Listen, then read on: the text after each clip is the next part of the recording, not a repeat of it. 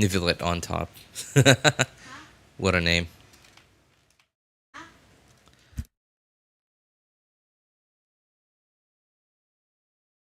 Hey, what's up, Dart? How's it going, man?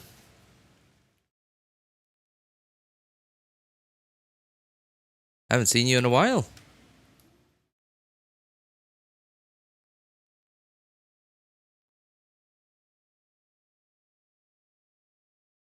How you been?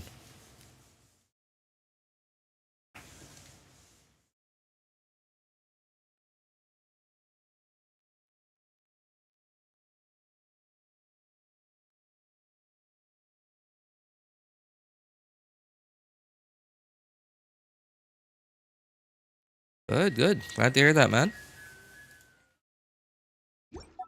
Don't mind me. Just taking care of some clicky chores before we actually get started.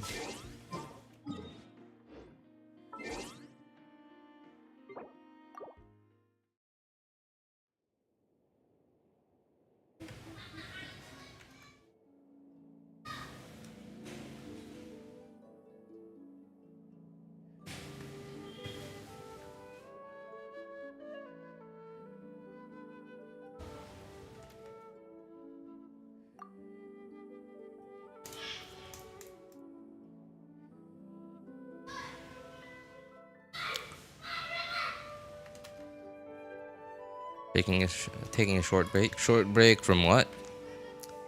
Work? School? I'm all right, man. I'm all right.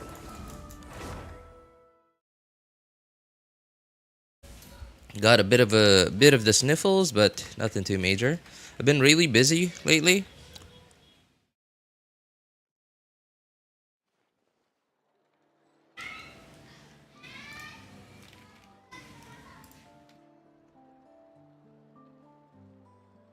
Not super tired, especially because like there are things that I don't have to do immediately, but I will have to do them. Like I have to do them uh as soon as I can, but like nothing's gonna break and no one's gonna die if I don't do them soon. You know what I mean? Like those kinds of things. So every chance I get, I just get started on it. Just, just to slowly, gradually get them away. Get them out of the way.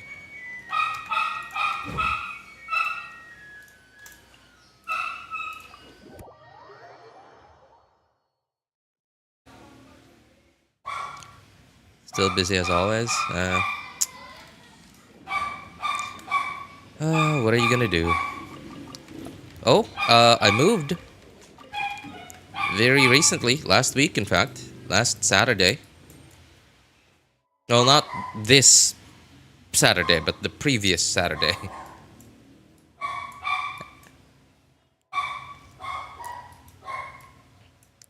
Nothing major, not a major move. Literally just moved to the next door apartment.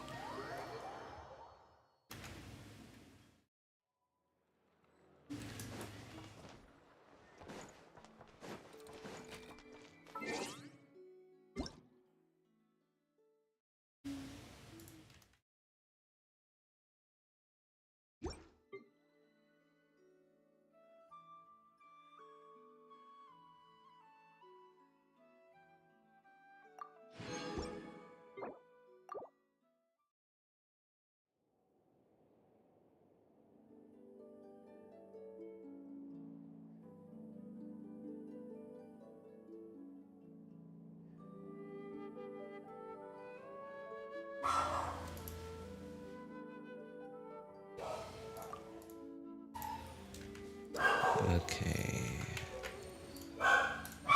And alright, I could finally actually get started.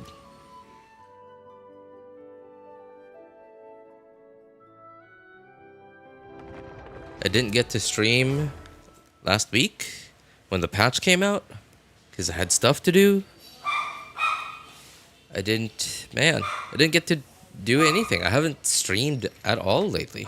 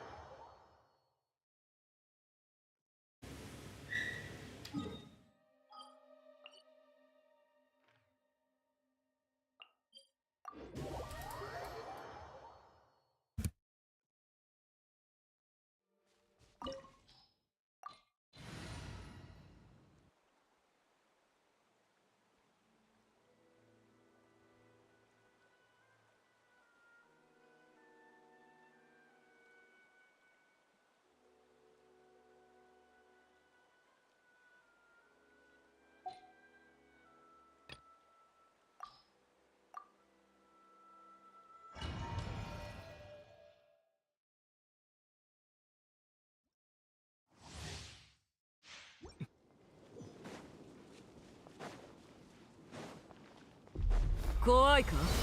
それとも恐怖を抱く勇気すらないか？私と打ち合う気？少しはまともになってきた。闇来たる破滅の時のカウントダウン開始だ。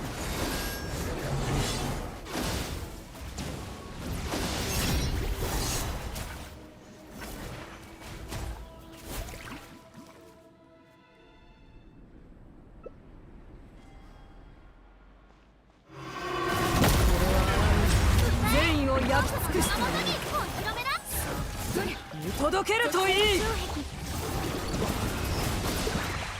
いや、全ての始まりにする。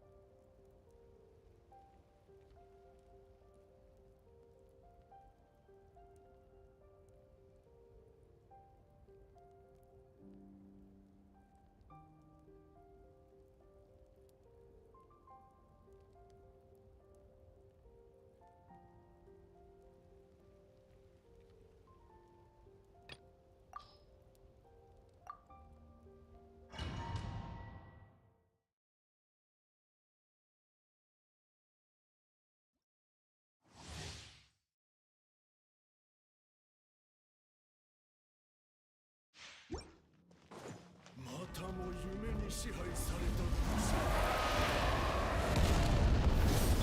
全力攻撃だ。燃えろ。土に寝よう。契約を果たせ。口封じは任せたから。責任に葬られよ。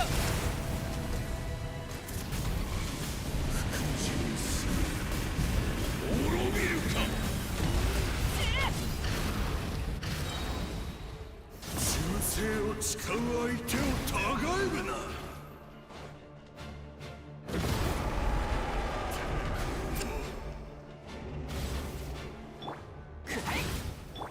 じゃあ行くよ。さあ働く。太陽の本能を。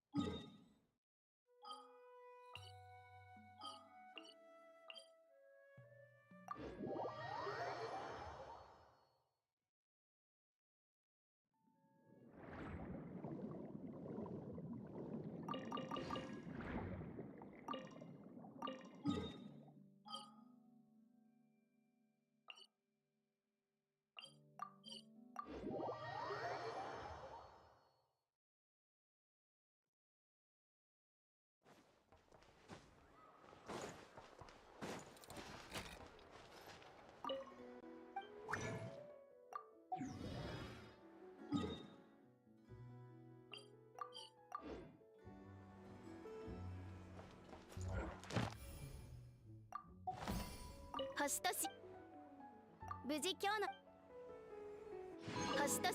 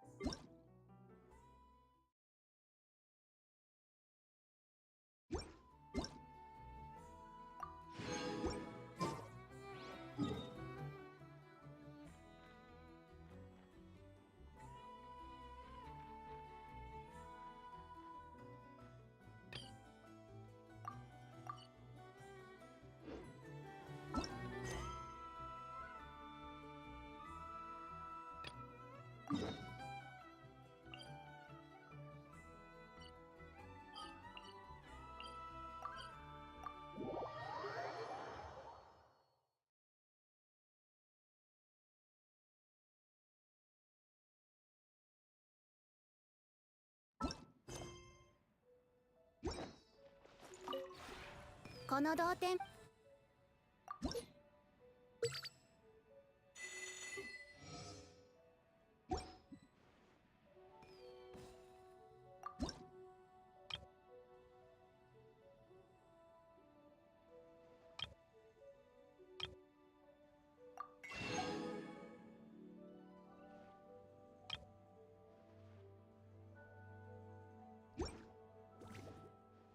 同点に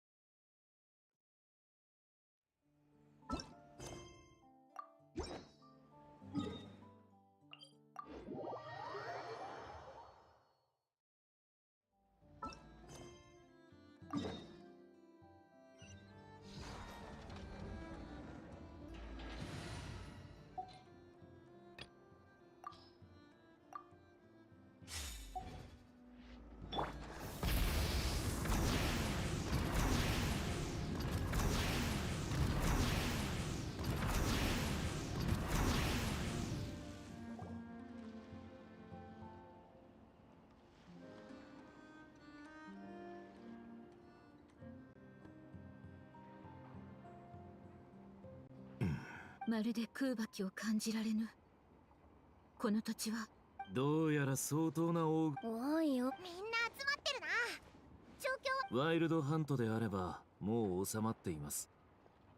まるでこの地から消えてしまっただ今朝月の狩りこんなことするのあいつ以外に考えられないよ。失われた空爆はすでに許容値を突破しています。月の狩り警告数値がさらに上昇した場合旅人さん、あの時の彼にオイラもあいつが前回の戦いで僕たち確かにもしかしてそもそも狂気に飲まれた人間がそれ一部の胃が自分のあまりにな月の狩り。おまけにナードくらい中の情報をかき集めたってあいつに関する情報は3つもないだろうな。かけたこのまま放っておい傀儡と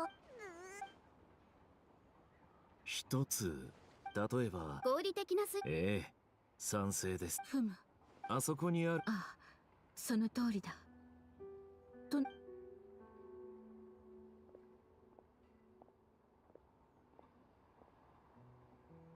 正直手分けして調査するのはリスもしそん時はトレジャーハンターのそのあれええ。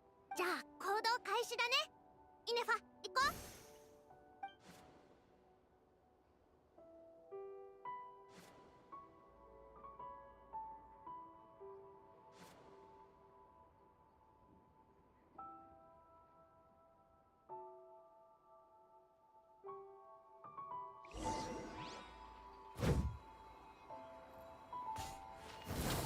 アクセル全開。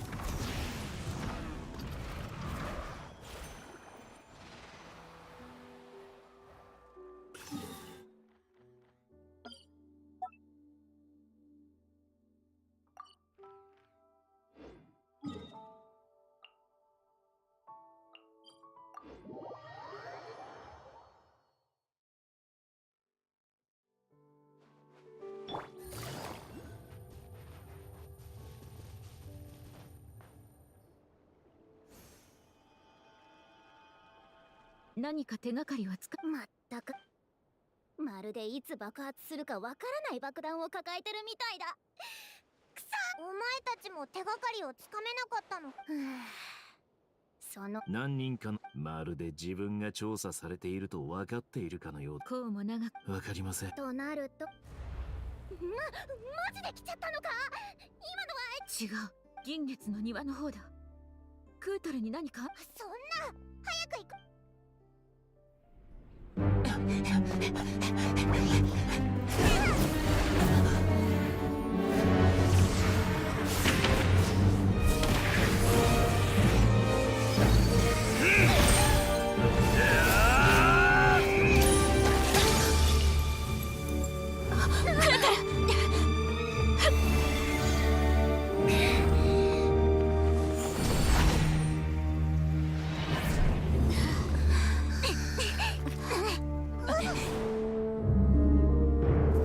なんであいつが少女を狙ってるんだ。どうなってんだよ。ひとまず今は彼を止めましょう。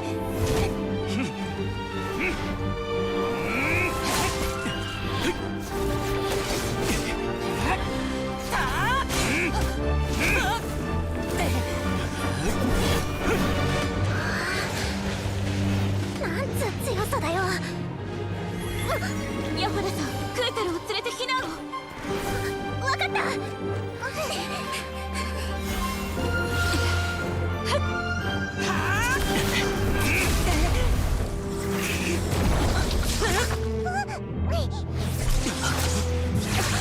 まだ偽りの輝きにすがるのなら、その光と共に闇に落ちるがいい。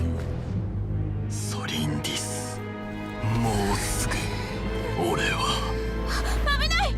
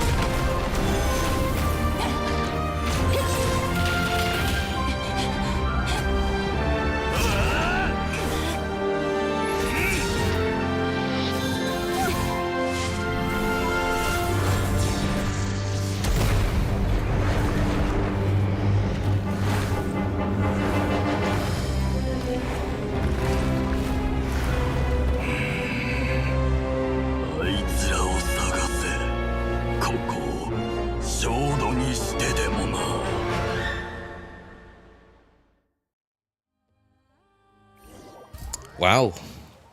Cutscene already? We just started.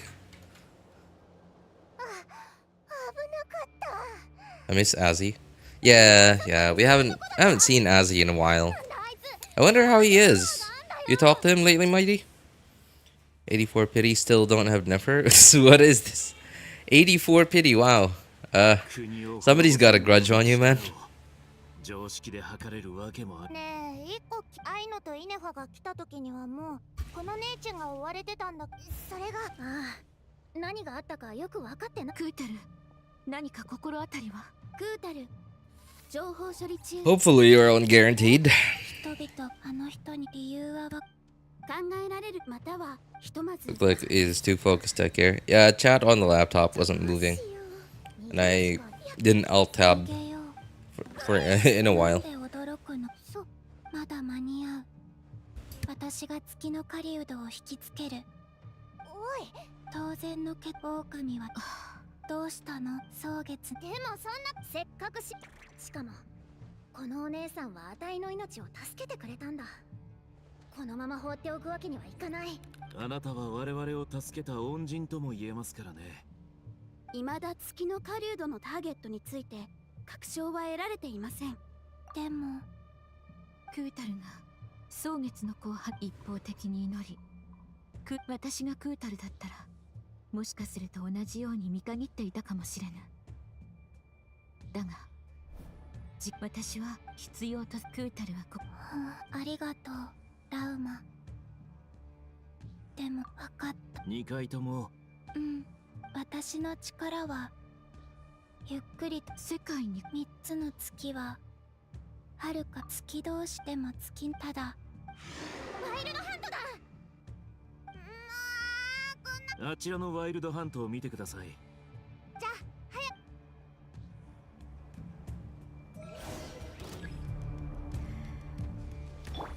掃除体制ロックオン。シャバシャ水なんだ。掃除の影。目を閉して。ほら。次から次へとめんどくさいな。月の狩人がこちらへ向かっています。見ときましょう。ダメだ、数が多すぎる。今はクータルの戦争に頼れないし、今だと見て目を閉して。夜分に失礼。お静かに。暗闇は怖いですか？ほら。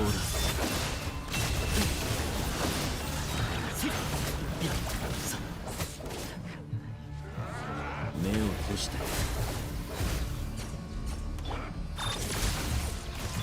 月光のよう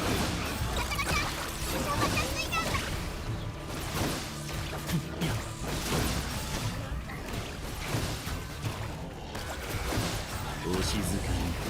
地の底へ。目を閉して。夜です。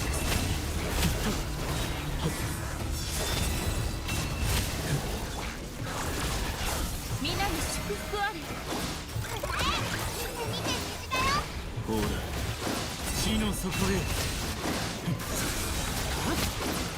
夜です。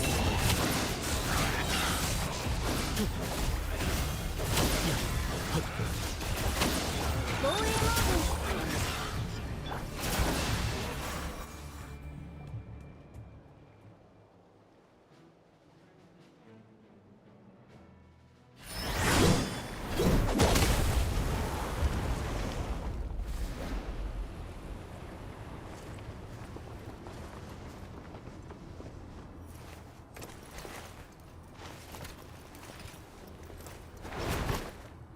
Hit it when enemies are far from each other when doing your combos, right? And like, okay, they've made enemies too tanky nowadays for us to be able to slot in one. You know, like we're limited to only 4 characters, right?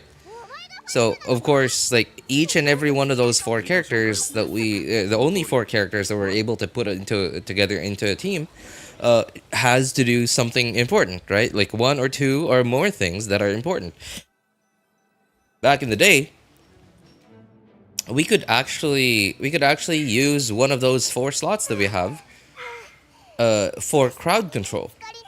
But nowadays they've made enemies so tanky that we can't even slot in crowd control. We can't even slot in crowd control anymore nowadays because every single one of our 4 characters has to help the team do damage. And the thing too is that most of the small enemies are crowd controllable, but even nowadays even the smallest enemies aren't very crowd controllable. They're not as crowd controllable as hillagers or as treasure hoarders anymore. Like, go one size above that and you can't even crowd control them anymore. Like, even back then, Meta Churls, you could crowd control to a certain degree. But nowadays, like, the bigger, newer enemies, like, no, zero, nothing. So crowd control characters just aren't that useful anymore. 愛野の説明にフリンズが補足を入れてくれてたが、いくつか興味深いものがあった。謎の助っ人のことですか？ああ、どう考えても普通の資料のことは Is there no other element character that can do Kazuha CC? ワイルドハント現象の記録となると、この線で攻めるのはもちろんお前たちの調査の結果、ただの踊り No. Really no. There's really only Kazuha, Sucrose to a certain extent, and Venti.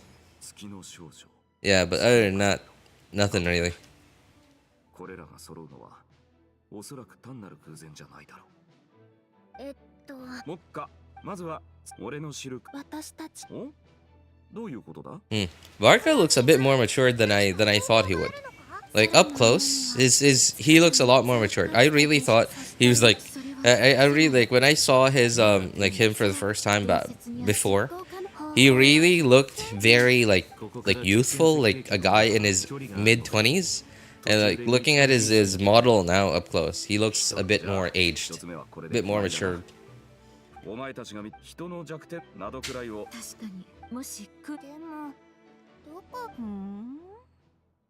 He's still a little bit too flashy for my taste, though.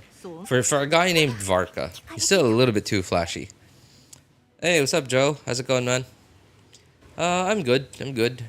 Just been really busy lately. Hardly had enough time to stream at all. 待ち合わせ場所に来てほしいって手紙をよこしてくれたのさ。でも待ち伏せにそうなると。また、さっきここは騎士団の集合場所。誰がなどくらいの足がかりを騎士団のために作ったと思ってるんだい？こいつが。おべっかはそれくらいにしときな。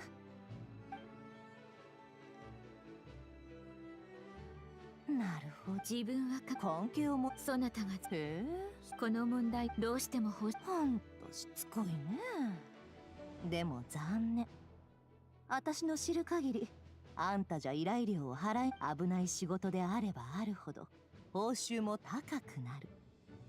英月士の手当は決して多くないだろう。姉さん、月の狩人と戦った時すっごく危ない目にあったんだ。もしこの子が助けできるなだから不幸は人と人が出会うところから始まる。しょうがない。今回だけだよ。フリンズ、月の狩人の破片。もちろんです。貸しな。月の狩人に関する誰になって。さて最後は月の狩人のこの件。僕がお供しここは任せて。もう方法は考えてある。おとりがそりゃすよし、任務を終えたら。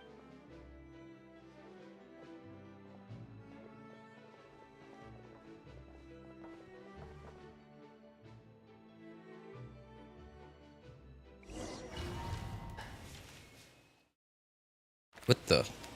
Oh.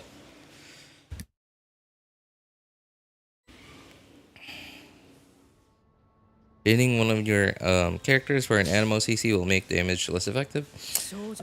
Recently, because so Animo characters, of course, Animo characters have VV, right? And Sucrose shares EM. Kazuha gives damage percent. since Fontaine, like since Furina's release, and since like even starting from Yelan's release, damage percent buffs have started to reduce in value. The value of them has started to go down, because like nowadays we just have so much damage percent sources, like let me think. What is it called? Cinder City, right? Cinder City, Farina's buff, Yelan's passive. What else? Yeah, we have a lot of damage percent sources nowadays.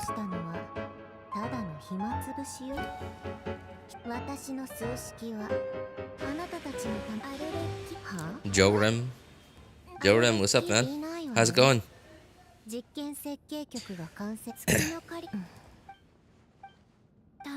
And so the Kazuha's value has actually gone down by a lot because of this reduction in the value of damage percent buffs, right? To the point that nowadays Sucrose's value has gone up to be Sucrose is actually now a higher value character than Kazuha is because of the EM buff.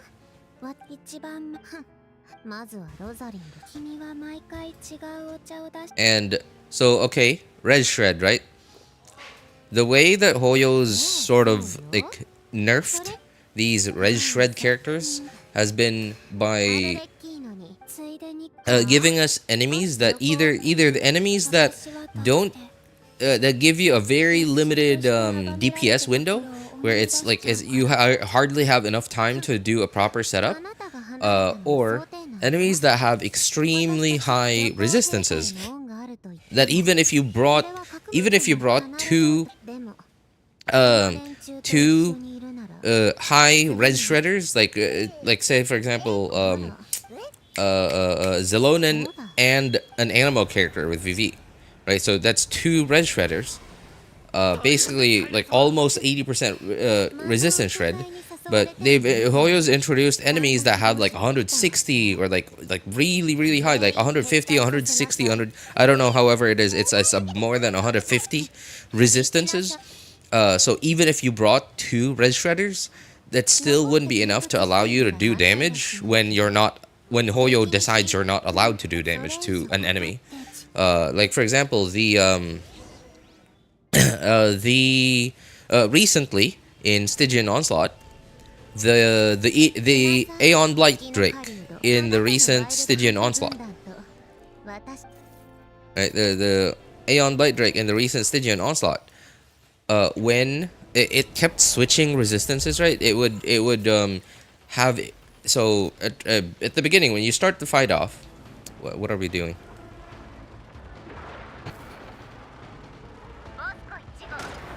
Oh.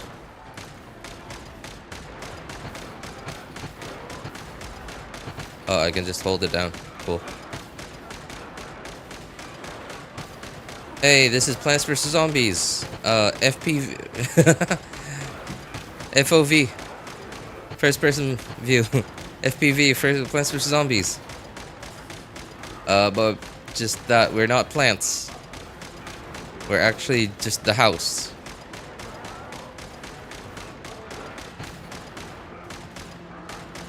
Okay. Is this gonna end soon? Is this gonna be an event?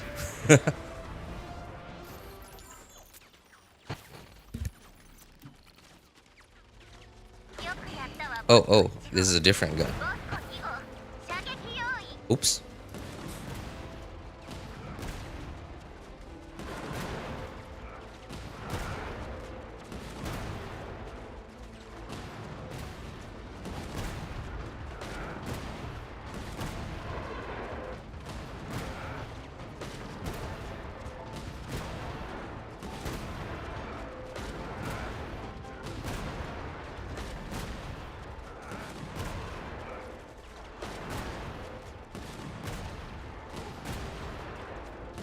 Yeah. So as I was saying, the Aeon Light Drake in the recent Stygian Onslaught, right? At the beginning, you can do damage to it with any element that you wanted, but then once it reached, once its HP went down to 75%, it would then gain extremely high resistance of the element that did the most damage to it. Until that means you now have to switch to a different element because the resistance is so high that even with 2 red shredders shredding one element, you just cannot have enough red shredders to just brute force your way through the high resistance. You were forced to deal with the mechanics.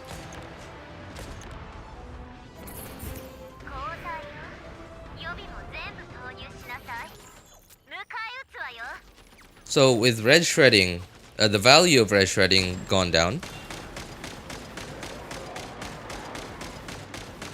and the value of crowd control gone down. Like for example, even these small enemies, like these small, the wild hunt, whatever these are called, they can hardly be crowd controlled by Kazuha, and these things just nothing, nothing happens to them. Do I have like a super blast or something?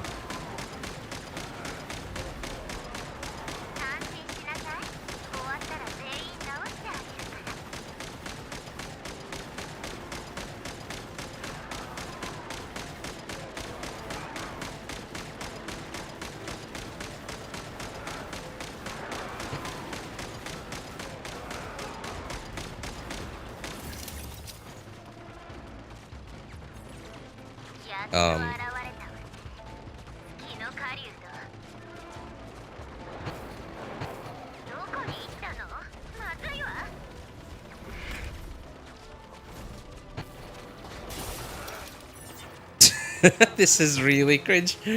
Why? That's such a cheapo effect right there. It reminds me so much of like arcade games. They really could have done better with the broken glass thing.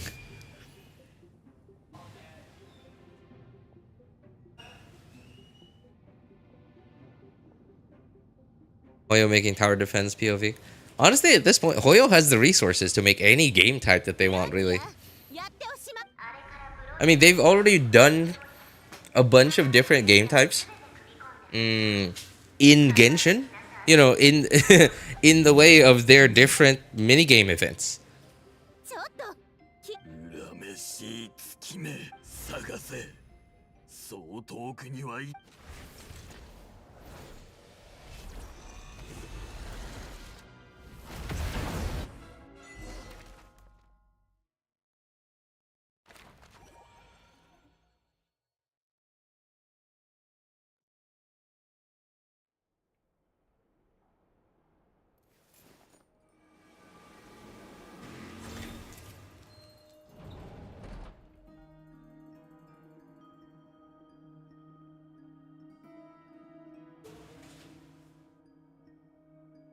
これがその鋭い。これがどれも用途儀式はいい。私は対して私から見て受けた依頼を。それと死はあり。姉さん、もっとポジティブに言ったらどうだ？死ぬなんて言わない方がいい。ネフェルの言うことも何か私に手伝えるないね。人さ、この前こう。姉さん。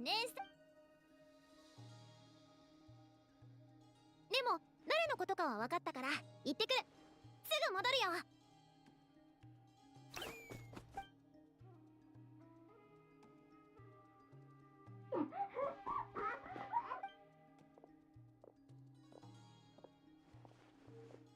おや？なんですんの？こんな急いで私をもらいっぱいの夢から覚ますなんて。熟睡中。ドリーさんがここでしょ。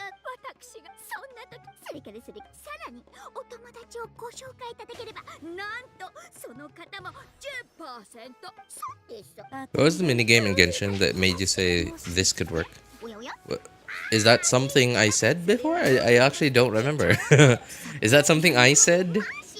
And you're asking me which minigame it was? Or are you asking me if any of the minigames have made me say that? 借りるのは借りは。わかりましたわ。ではいつか、いや3日間だけですわよ。1時間超過する。もちろん。もう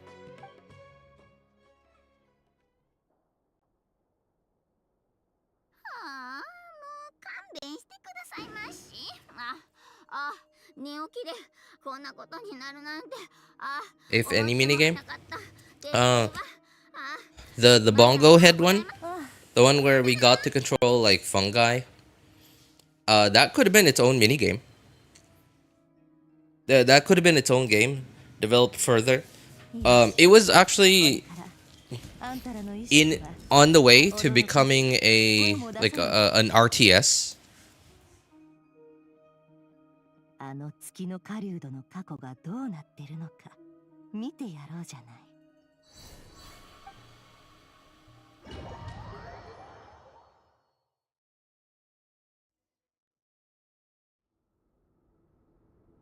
ついたカーンルイヤの盾、家屋、月の狩り、それかもっと探索。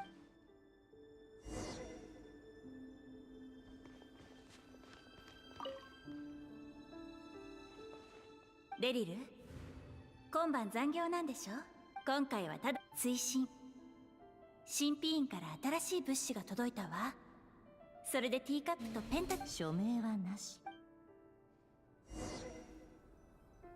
Card game, elemental tower defense minigame. Oh yeah, the okay, the card game, TCG, whatever. I don't like it. I hate turn-based games. Just so boring. Just so boring. I hate turn-based games. The tower defense one was pretty cool. That could have been its own game too. あれ？こいつは狂っても月の狩り。お前に会うまでそこにはだがただのラブレター。月がい。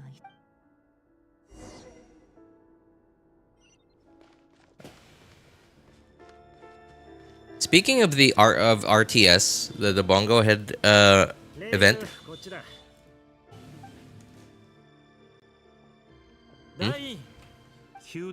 Oh, this is very rare. Okay. So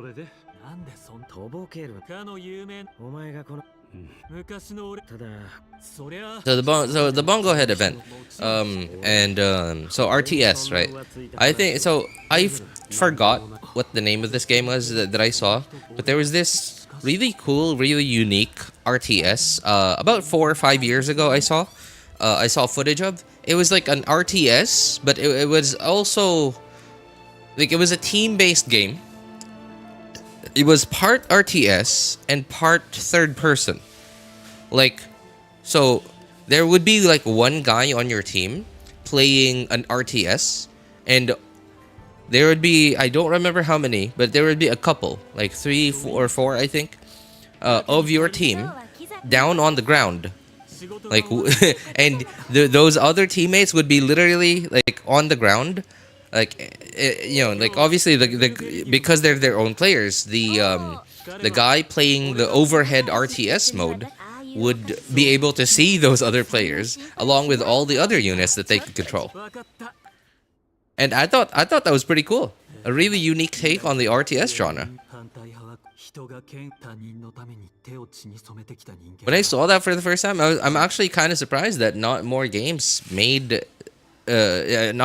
followed that.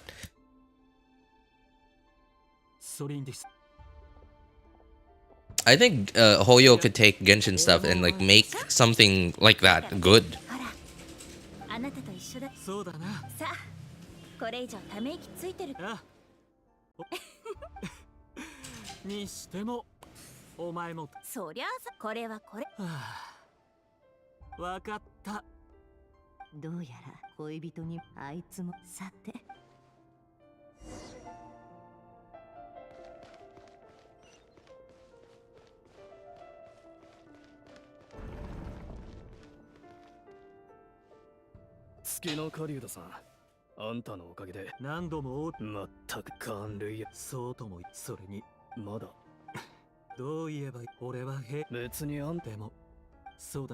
俺の未来心配。気をつけろ。お前も気を。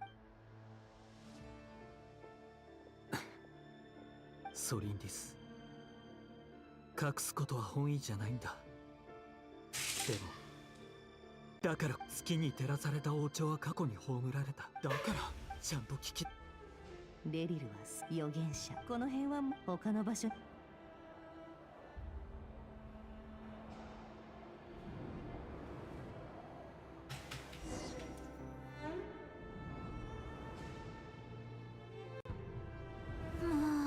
結局お姉さん、あら、いいわよ。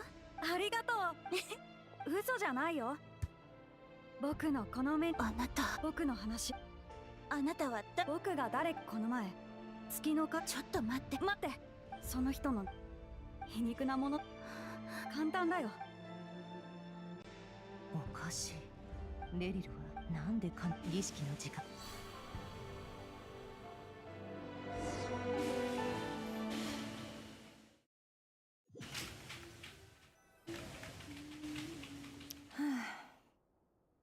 先ほどのこれ以上。お姉さん、でも私の幸い。私たちの方、特に旅人心配なら。姉さんはもう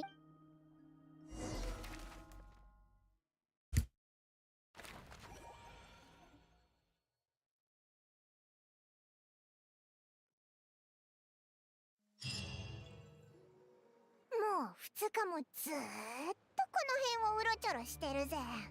気づかれてはないみたい。できるのか。オイラたちを見つけたら。危ない。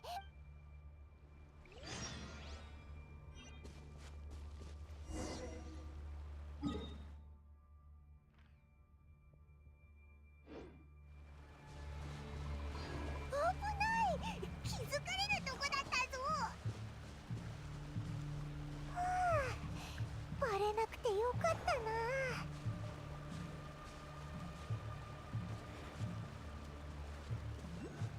気をつけろ。こっちに来るぞ。頑張れ。あとちょっとだ。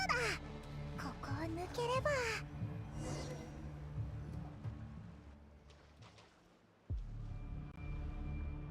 ここにもこんなにいるのかよ。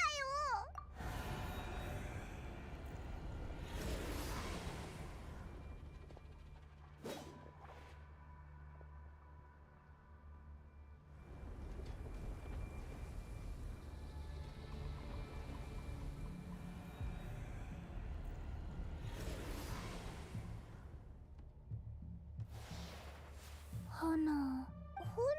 なんだこの匂い。おい、大変だ。火事になってるぞ。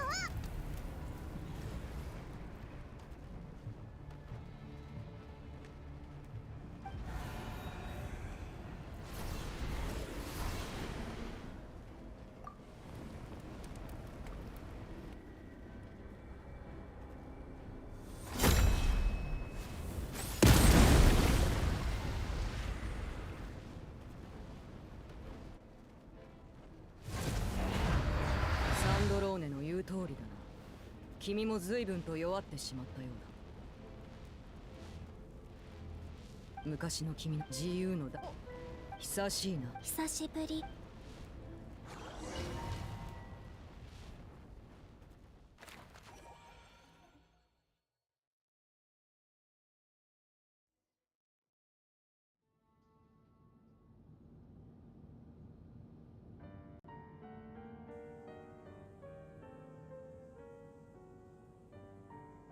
月の狩人め、あなたのデータは手に入れたわ。次に会うときはこうはいかないわよ。あいつここまでやるな。何か手伝いましょうか。邪魔しないで。忙しいのがわか。サンドローネさんフレミネだっけ。こっちに来て修理を手伝って。リネは好きにして。でも私の機械に触らせ。猫女がボン。任せて。待って、棚の中にまだお茶があるはずだから。好きなものを入れなさい。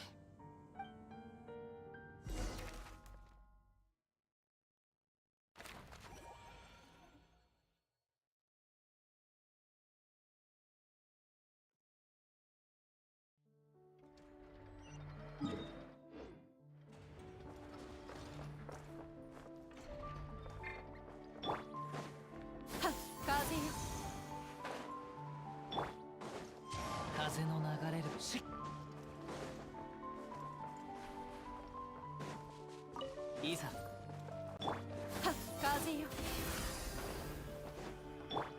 それ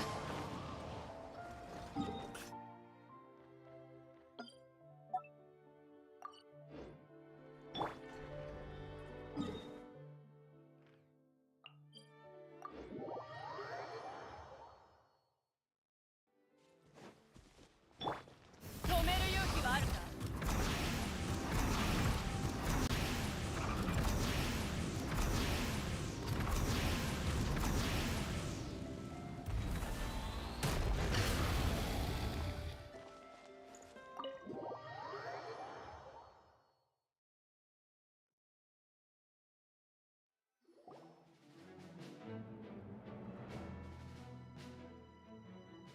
みんな無事に戻って。あれ俺が一足。姉さんは今後片付けに急が。この人がお前たち。はじめましてあれはあの人アルレッキ。ほゲンファトゥ急に雰囲気が。少し気になるんだが、月神の嬢ちゃんはもうファ。うなどくらいはモンドに属していない。それな報酬よ。もちろんメリットが全くないというわけではない。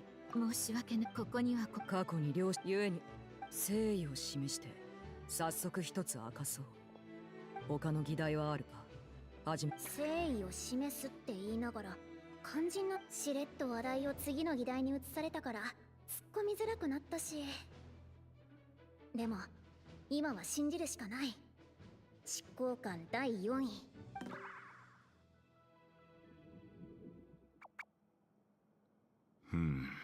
そこまで言うなら、月髄を見つける方法についてはある。赤月の残党？ああ、記憶の中で赤月とか黒日とかに。私の遥か向くても赤月王朝が滅亡してからその時の Can't help but notice Genshin's a bit more of an avatar The Last Airbender. In what way? Are you talking about like lore-wise? I think because the first thing that comes to my mind that's similar between Atla and Genshin is its world building. Yeah, they've Hoyo's done a pretty good job of building a like really actual world. You know, a world that feels like a world. You know, where like there's history, stuff's happened, and like we actually go to like all these different adventures in different parts of the world. Hey, what's up, Rights? How's it going, man? Sorry, that's not Rights, that's Ritesh. sorry, my dude. How's it going? 時間がないようだから急ごう。 Like the MC's Animo, Avatar, The Last Airbender. Well, the MC isn't just Animo. Oh, okay. I see what you mean now. Yeah. We started off with Animo, and Aang was an Airbender, and then we're slowly like gathering the different elements. Same with MC and same with Ether. Genshin. Okay. So, in what order was Avatar again? Atla was air, because he was already an airbender. Water from Katara and the Northern Water Tribe. And then Earth from Toph. And I guess fire from Zuko. Okay. So, air, water, earth, fire. Air, water, earth, fire. Okay, so in Genshin we were Animo, Geo, Electro. Okay, quite different. Quite different in terms of like elemental order. Geo, Electro, Dendro, Hydro, and then Pyro. And I guess I don't know if we get a different power here in Nodcry? Moon, I guess. Got Furina. Let's go. Hey, nice. Congrats, man. Congrats, man. Nice. Furina is definitely not a because Furina is such a good support. Her value certainly has gone down over the past couple of patches. but she's still the type of support that really will not really lose their complete value. Like for example, Xingqiu, right? Xingqiu's value has gone down just because we have other characters that do the same thing as he does, but better, but a bit more. Like in Furina's case, Furina gives a lot of damage percent and gives off-field damage percent, right? But there's something that Xingqiu does that Furina doesn't do, which is the res shred, or sorry, damage reduction. Damage reduction, elemental resistance, or sorry, no, not elemental resistance. Damage reduction, knockback resistance, right? Whereas Furina doesn't have any of that. Furina does have healing, but not the not the resistance interruption and the knockback resistance. The damage reduction, sorry, damage reduction and interruption resistance. Yelan doesn't do any defensive stuff. She just does more personal damage, and she gives damage percent as a passive to the on-fielder, to only the on-fielder. And the only reason why less people are using Xingqiu now is because rotations. We just don't have many good new characters that have like 21 second rotations. Most of the rotations now have been somewhere around like 18, 15.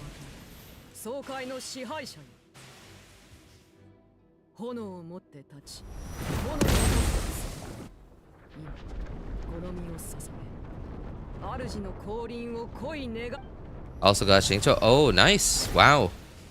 Congrats, man. You got a bunch? Dude, this is crazy. Arlecchino can do this? Dude, Traveler had no shot at winning. Traveler had no shot at beating Arlecchino when we fought her, man.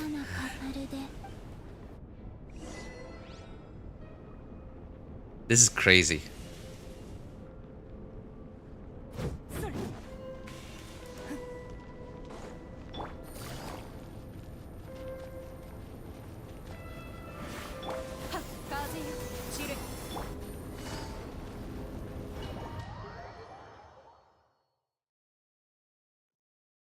I haven't lost a single 50-50. Hey, nice, nice. Sounds like you have one of those lucky accounts, man. Early 42, wow. You know, I haven't even looked at the banner yet. Yeah. Until today, before, like when I was getting ready for the stream, I'd actually forgotten who the other character on the banner was. Who the other character, who the other 5-star was, next to Nefer.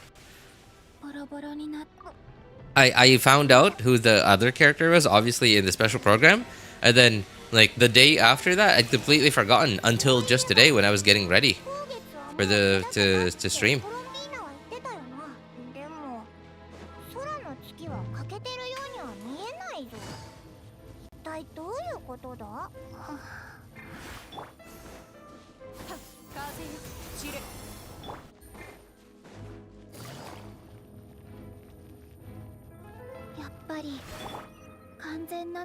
There everybody around these guys? Hey, what's up, guys? How's it going? Just passing through. No.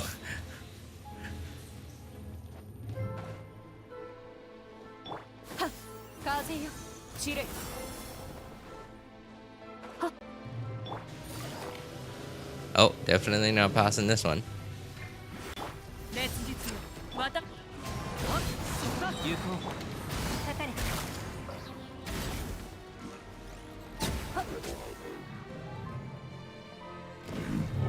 Nope, no drops.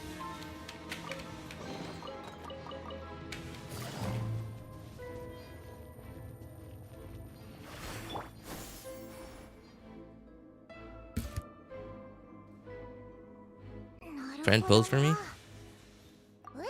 As I was out of town. Oh, nice. We saw the early. He was probably, your friend was probably really jealous of you, man. He was pulling on someone else's account, and his and someone else's account that he was pulling for was like got early, like everything you wanted.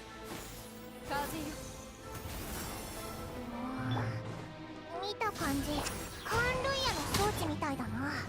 橋の人が赤月の空間の研究で残してったのか。発動できたら何か手がかりになるかもな。あ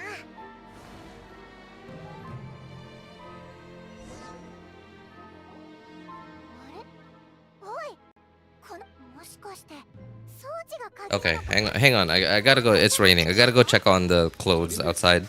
Make sure they're not getting rained on. 僕たちは先に帰らせてもらうよ。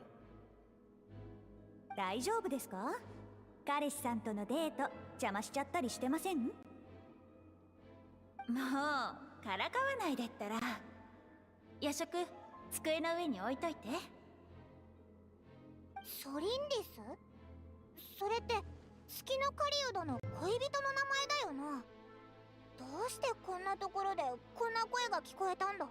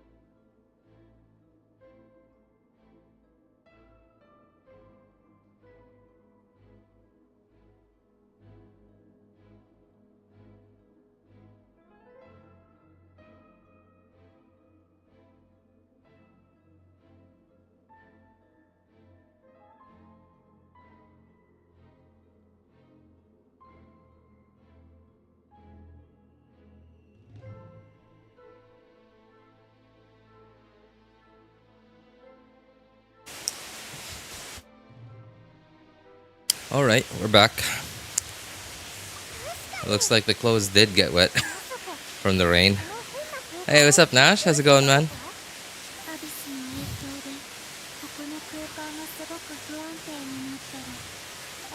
Well, for Arlecchino in the bug 2025? What?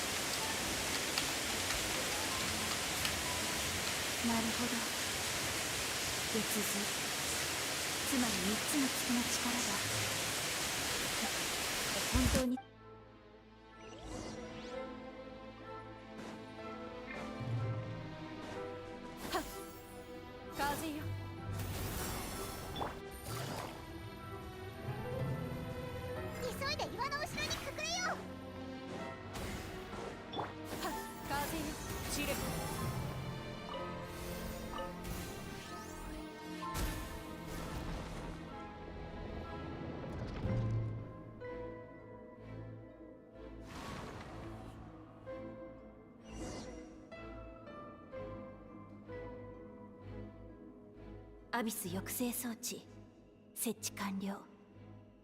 やっと月髄の隠されている部屋に入れるわ。ベリル、あなたは自分の願いから遠ざかってる。でもそれはあなたのせいじゃない。あの異邦人がカーン・ルイヤに来てから国王イルミンはもし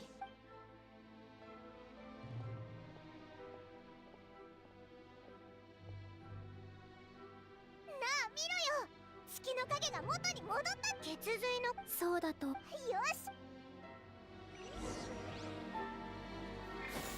風よ散れ。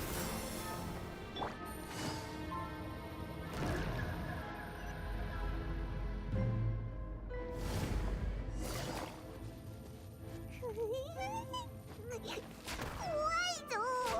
鉱月の血髄に近づくにはまずはこいつらをどうにかしないとな。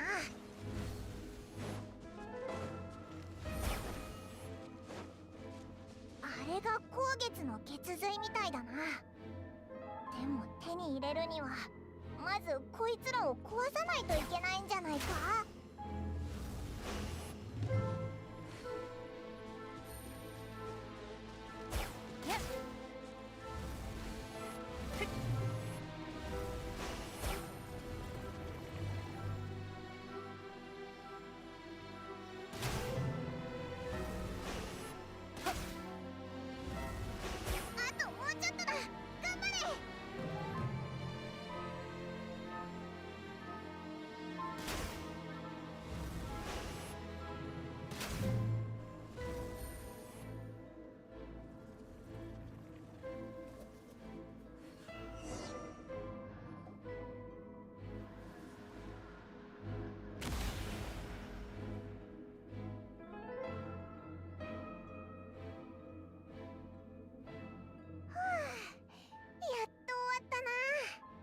これが鉱月の血髄。この中のアビスの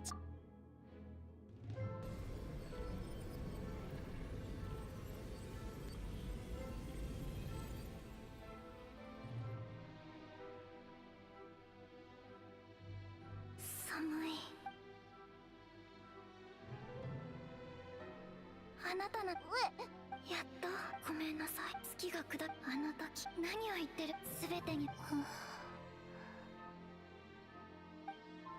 どういうことだ。友達にもしかしたら私たち何やと戻って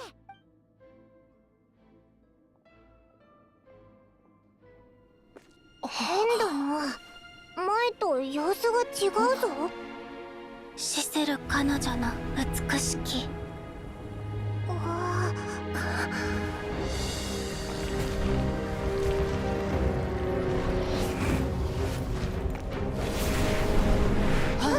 急げ、ここも崩れるぞ。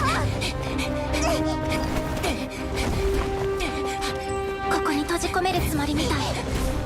誰だ、アビスか。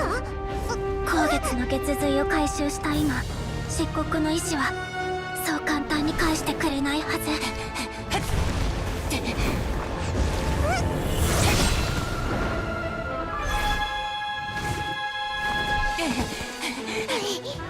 返して赤月の私の血髄、私の心を。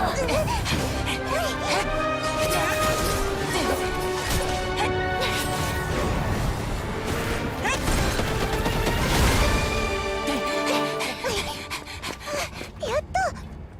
おい、手先が塞がれてるぞ。また来たぞ。どうしよう。落ちるがいい。ここより登る。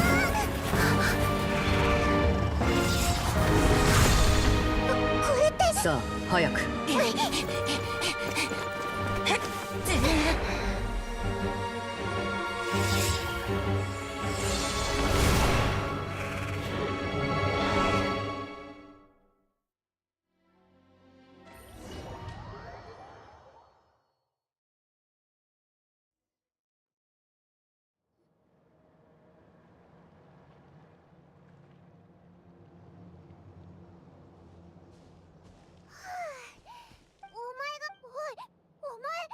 ああ、これか。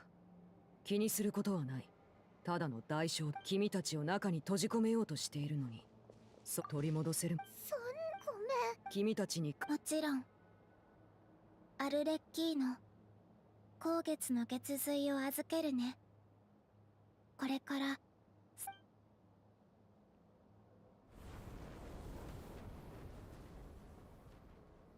ああ、手を伸ばしてくれコロンビーナ。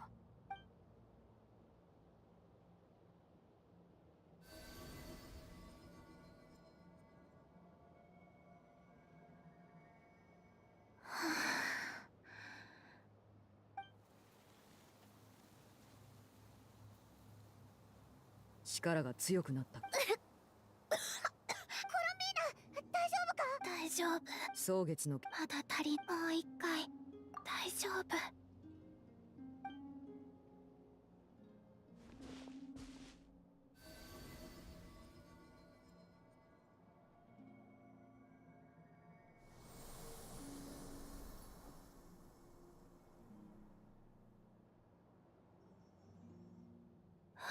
今はどうだ。少なく私は目標が初めて会った時。しかし今。ありがとう。君も気をつけてね。でも何があってもアビスには飲み。ありがとうコロンビーナ。新しいクータル、月の少女。ハウス・オブ・ハースでもよくコードネームを使う。しかし人は本名で自我を定義する必要がある。月の狩人を倒したら私から私も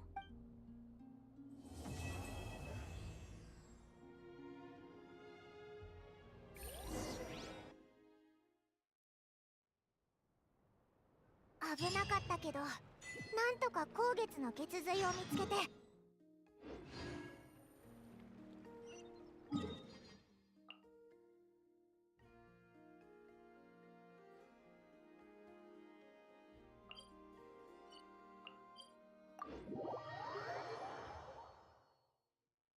今んとこ順調だぜ。他のみんなはうまくやってるかな。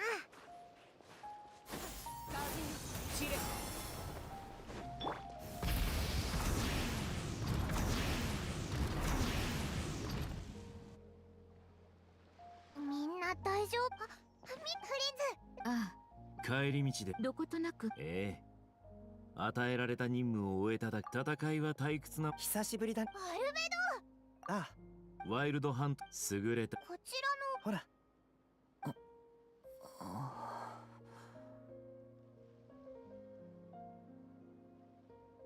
こちらの物静かな紳士もご友人なのでは？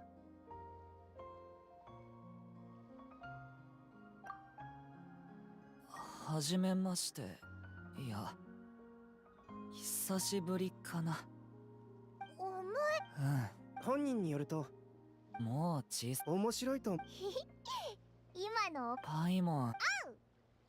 私も愛らしいも。ラウマさんの。そういえばコロンビーナ。私の皆さんの随分と大所帯になったな。大丈夫だよ。お気遣いサンドローネ。助力に感謝する。真の言う。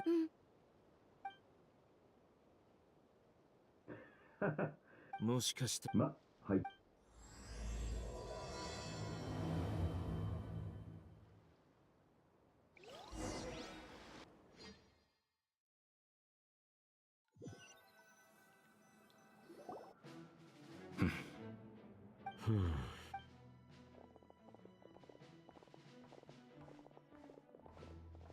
入り口で話してたことは聞かせてもらった。コロンビーナの同僚で、こちらは誰の同僚なんだ？この中で俺を知っているのは旅人とパイモン。紹介するぜ。こいつは偉大なる。自ら。何かいい？先にな。ダインがもしワイルドハントが俺たちの共通の敵だと言って。おお、だがそうな。久しぶり。アルベド、本当に。お前のお兄ちゃんだろ？僕。そっか。ネフェルの方は様子を見に行った方がいいかも。私はネフェルさんは情報収集に長けて、そんなならば私で。英月氏の。そうか。あれで本当に行く知恵という。あるいはそもそも。ええ、どうやら会議を始めるにはまだしばらく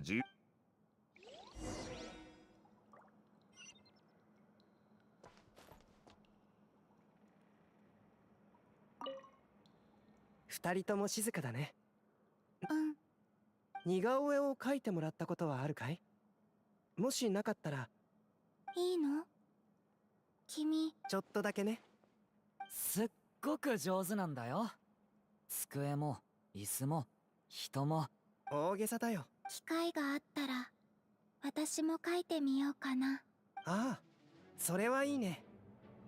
さて、ドゥリンはどんな画風がいい？僕は任せるよ。好きに描いてほしいな。わかった。筆の流れに任せるとしよう。どういう風に描くか選べるの？見本になる絵があったらね。ありがとう。ちょうどいい絵を探してみる。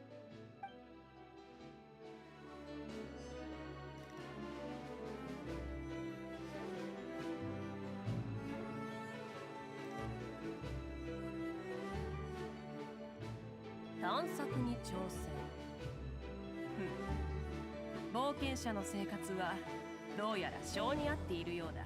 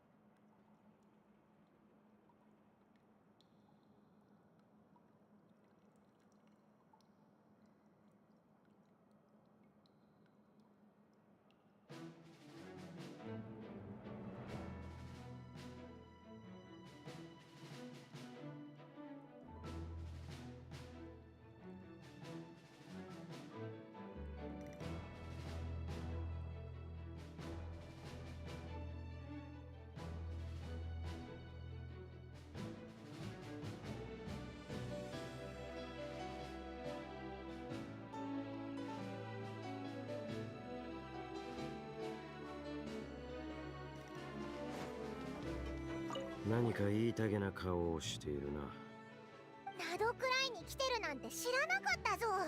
いつものことだろ。お、確かに。それもそう。あ、そうだよな。お前も宿かどっかに泊まってるんだろ。どうせなら同じ宿にと。そうだな、それも良さそうだ。よし、後で聞いてみるぞ。これでダインがオイラたちのボディーガードになってくれるな。やったぜ。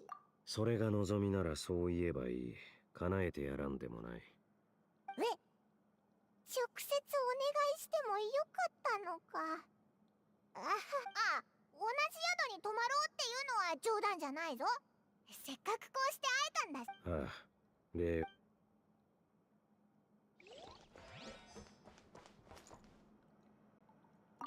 こうも人の多い会議に参加するのは久しぶりだ。同じくです。僕の所属している組織ではあまり大勢でかだろうな。俺が知ってるライトキーパーといや、お前とイルーガくらいだ。イルーガは優しくて誠実で、定期的に僕の灯台に物資を届けてくれます。どう考えても僕より。ほう、じゃあお前は偽物のライトキーパーってことか。別にそう言いたかったわけじゃないだろ。おい、何か言えよ。すみません、僕は無意味な嘘をつきたくないのです。あなたも沈黙を選ぶのですね。ああ、なんだ。ここだけのええ、若い友人に多くを語る必要。お前の正体を知ってる奴は他にもいるのか。見た。あまり鋭いと危険を引き寄せてしまいますよ。安心しろ。風神バルバトスに誓って。酒の席でバルバトスを親友だと言っていましたよね。その誓いは信じられるのでしょうか。当然だ。おっと、俺がバルバトスと仲がいいって。もちろんです。お互いに秘密を握り合うのもある種の友情といえ。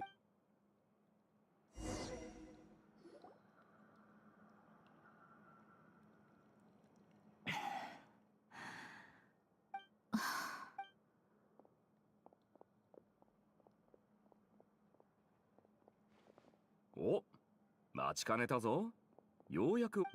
あの子なら。いや、何も言ってないぞ。カエルか。まあ、カエルのことはナドくらいの蒼月の子のネフェルは月の狩人の情報を調査中だ。で、ライトキーパーのメンバーであり、廃棄、それからそちらのお嬢ちゃんが月の将、そして旅人。肩書きが多すぎるから今回は省かせてもらうぞ。でもってその最高の仲間。すんごい人数だな。それとこんな時に。俺だ、頼みたいことがある。あんたはそれは碑文の館。この目のせい。カーン・ルイヤ人なんだろ。仮面までつけるなんて素顔を見せるのが嫌なのかい。俺はダインスレーブ、カーン・ルイヤ人だ。月の狩人はもともとレリルと呼ばれていた。このことは貴様も。つまりあなたも常人とは。さてな。それに今となっては俺の身分など何の意味もない。まずは俺が。同じカーン・ルイヤ人で古い知り合いってことは昔は友人だったって。俺の知る情報を共有しよう。カーン・ルイヤの過去。この話を人に語るのはこれが初めてだ。人々が言うように五大罪人はそれぞれ欲望を抱いている。そしてアビスがカーン・ルイヤを瓦解させ、彼らを落とすためにも未来を読み解く預言者ベズル・フェルニル、知識を司る賢者フロプタ・チュール、創造を渇望する黄金レインドット、力の極致、そして狂気の中で月を噛み砕こうとする月の。5人のうち俺が唯一理解できないのがレリルだ。あいつに大きな野望があるとは思えない。だがなぜ一晩で他の奴らと。つまりあんたにも彼がああなった理由はわからないし、アビスが彼らを落としたってのは具体的にどういうことだい。その前後で何か事件でもあったとか？いざ話すとなると、どこから始めるべきか。あれはカーン・ルイヤの国実王朝時代のことだ。俺の兄預言者ベズル・フェルニルは国王の命を受けた王宮へと向かった。だがそこでベズルを待っていたのは国王に目を刺され投獄。この知らせを聞いた俺は激しい怒りに駆られた。集められるだけの仲間を集め、そしてベズルを救出する。あの世の出来事は数百年の時を経た今もなお終わらない悪夢のように脳裏に焼き付いている。俺たちは王宮の門を、だが仲間だと信じていた奴らに俺は裏切られた。おまけに助けようとしたベズルにもな。あいつは。なるほど。そういう因縁があったんだね。で、報酬は何を用意するつもりだい？何事にも代償が必要だ。Hey, what's up? What? How's it going, man? この依頼に見合う報酬が何かは俺にもわからない。だが、レリルは昔から狂っていたわけではなかった。あいつはカーン・ルイヤのある機関に属する普通の人間だったんだ。レリルの過去を明らかにすることは、今の貴様たちにとって必要なことだろう。I lost my 17th 50-50 in a row? That's impossible, man. That's impossible.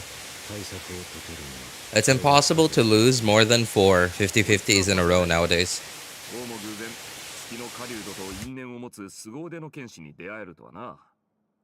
まさに棚からくるむかけってやつだ。実に素晴らしいですね。よろしければ肖像画を1枚いただけませんか？その。いやいや、普通にランプがあるだろ。今のはただの褒め言葉ですよ。少々大げさでしたでしょうか。では次からはもう少し控えめにしましょう。ダインスレイブさんの話はよくわかった。後でまた2人で話そう。ちょっといいかな。一つみんなに共有しておきたいことがあるんだ。Two more after the radiant system. You've only wished 2 times ever since that got introduced? Wow. そ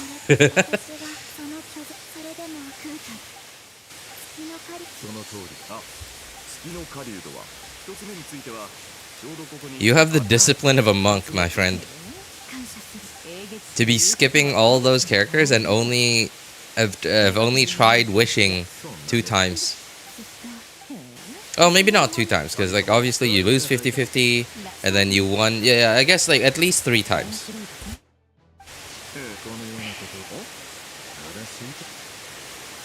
It's been a while since the whatever system it's called has been introduced. I just can't keep up. I can't keep track of all these stupid names, man. Deleted the game when the Furina banner came and I got Chi-Chi Adrian Pity.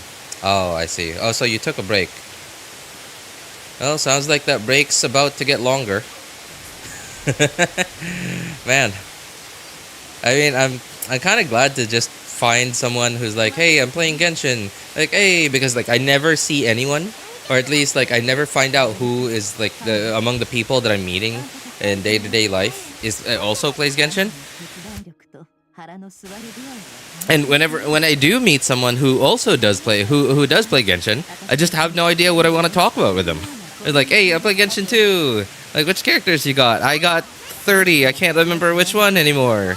How about you? Me too. Yeah.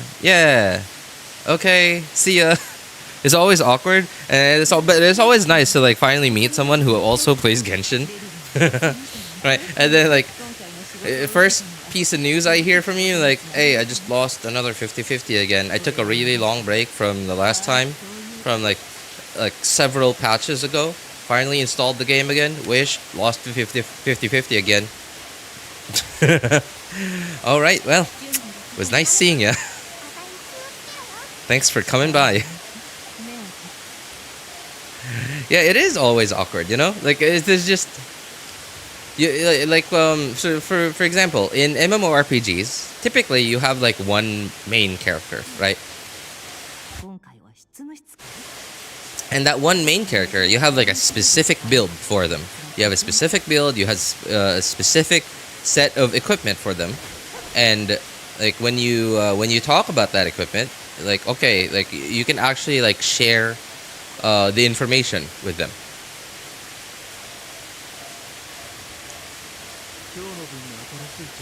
You can share the information with them, and they can share their build with you, right? And their strategies, etc. But in Genshin, every single team archetype has a strategy, has a rotation, and like it's just so easy to like. It's so easy to go from like basics to technical talk, but then you just have no idea if the person you're talking to cares about technical talk. And like sure, okay, you keep going with your conversation and obviously you're gonna find out more about that, but like they're not gonna be they're gonna try their best to be nice to you and like actually listen to what you're talking about. And you're yapping on for like 5-10 minutes about technical stuff, and you really like you find out 10-15 minutes later they don't care about technical stuff. You have no idea what you're talking about, and you're like, okay, cool, well, this is my character, I like them.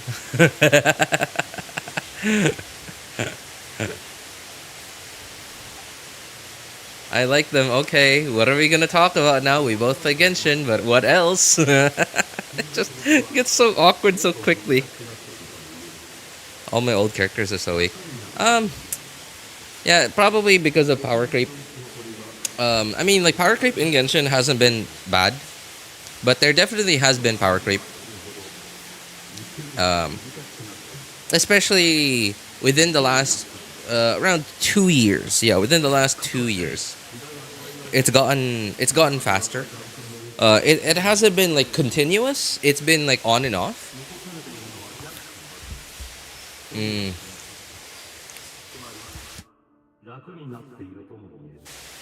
Which characters are you talking about? Like which old characters are you did you invest into that you feel are weak now?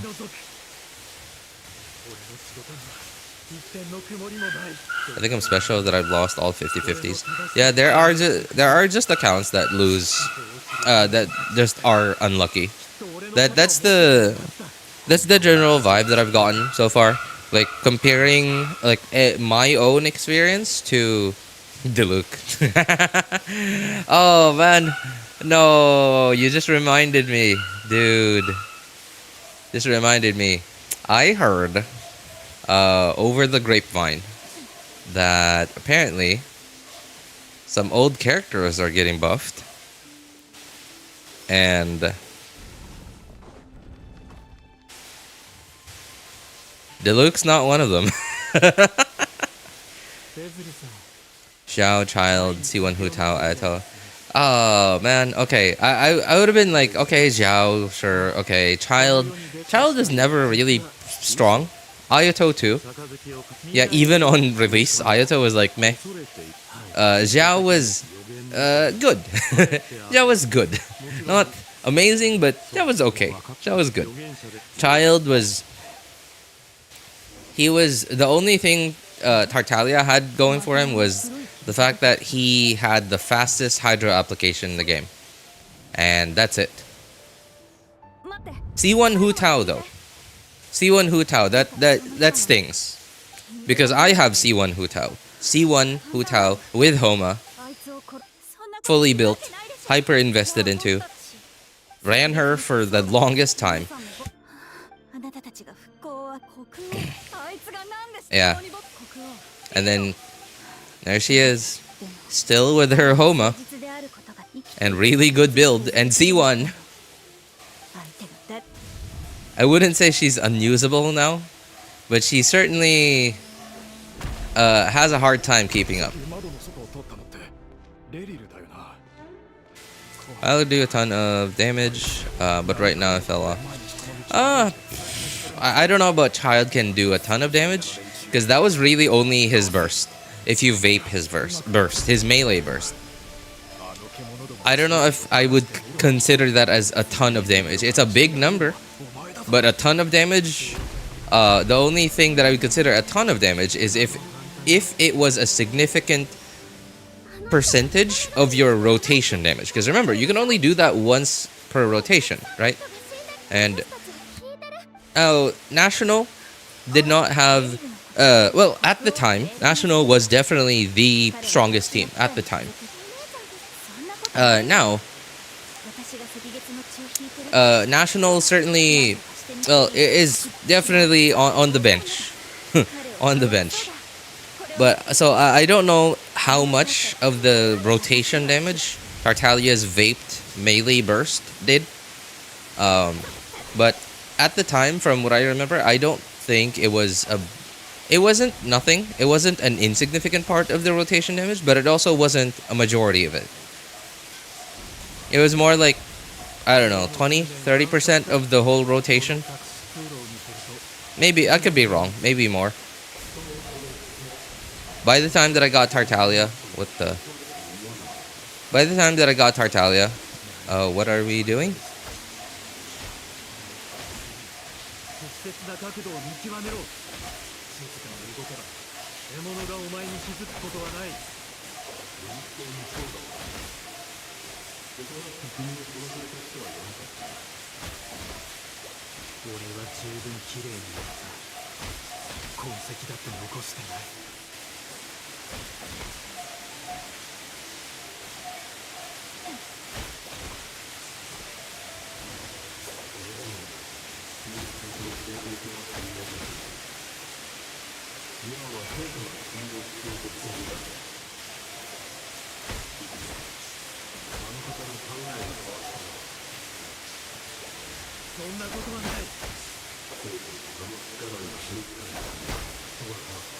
Dude, this is a weird charged attack.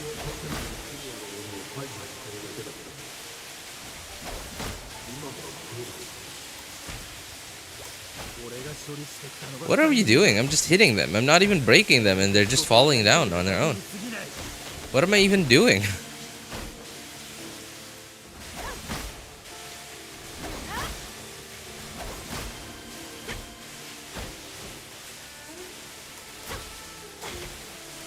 It's just a way to waste my time, I guess.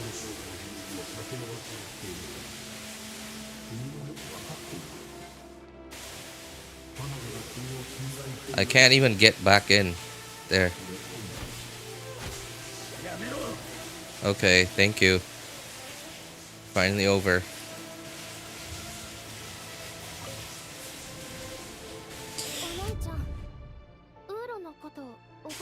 I Hutao did 200k back then. I'm now doing 78k.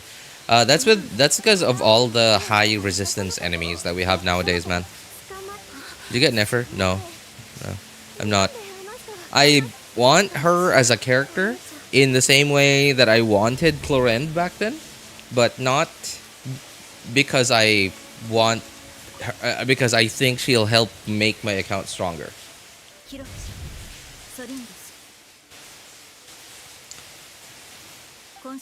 I don't have any new characters, any new DPSs. It's very hard to complete. In Spiral 11, 412 is hard, very hard. My damage is not enough.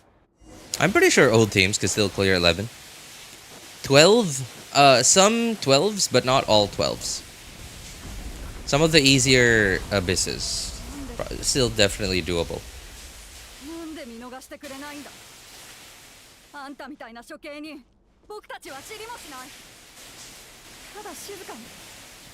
Look at her, right? Look at her. Who would not want this? Right? I want her to be on my account, but not because I think she's gonna help make my account stronger. In the same way that I wanted Clorend back then. I still, practical wise, the practical side of me regrets getting Clorend, but I am happy to have her on my account.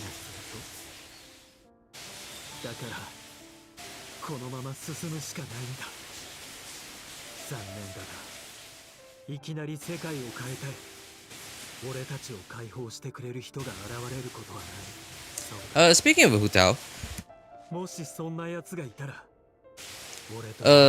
Nefer is actually apparently Nefer plays very similarly to Hutao. 今日の分の新しい出費や飽きることはない。これは仕事だ。俺はい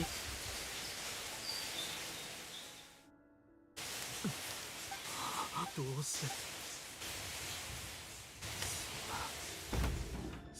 なぜだ。どうしてあいつらとつながりがあるわけない。なる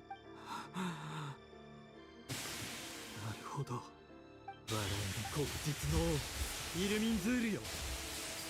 お前は今はスタンプだ。こんなことを続けるわけにはいかない。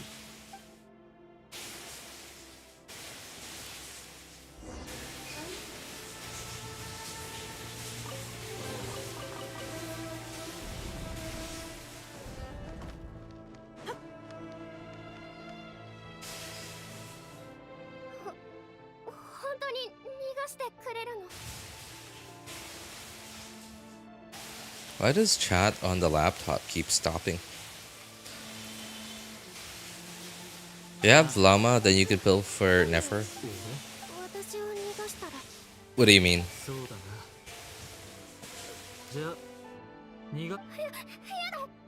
I mean, it's not that you can't pull for it's not that you can't pull for Nefer if you don't have Llama. You can. It's just that you won't be able to get full value out of her. I don't even have Llama on my third account. I'm still really annoyed by that. Anyway, yeah, thanks for hanging out, man. Take care. Watch. Enjoy your breakfast. 最近君が答えを求めているから習得しに来ただけだ。あの女性を諦めない限り君は全てを失うことになる。 Hey, welcome back, Ritesh. それならさらなる力と鋭い観察眼を手に入れなければならない。すでに目を光らせこの世界がいつ自分にとって有利なものへと転じるのか見極めるのだ。ずっと誰だかわからなかった声も今すべてを俺に有利とはどういうベズルフェルニルの国実を王はアビスの力に溺れカーン・ルイ・ソリンギスは2人ともそしてベズルフェルニルダインスレイブさんの兄はどうしてレリーに真実を告げなかったのか。あの男の頭には秘密が山 I'm back again. I'm Dart. What's up, Dart? Aren't you at work today? 無限に広がる境だ。別の手段を使う私たちは今ゲーム版に Should I pull for Arlecchino? Man, that's a tough question. That's a tough question. Are you finished with this quest in your other accounts? No, this is actually the first time I've played this quest.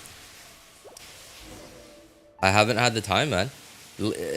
Ever since, like, for the last month or so, I've only ever had the time to log in, do dailies, like, not even, like, actually do daily commissions, but, like, just use 120 resin, and then press F1, go talk to Catherine, and then go use my condensed resin. And then, yeah, and then get some, get some crystal flies. What are we doing?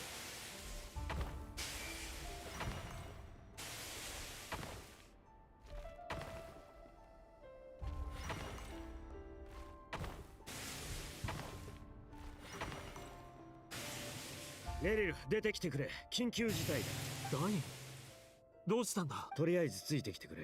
これから他の奴らとも合流する。揃ってから説明しよう。そうか。ああ、ダインがこうも。Anyway, to answer your question, Ritesh, I would recommend you don't pull for her right away. Remember, she's on the...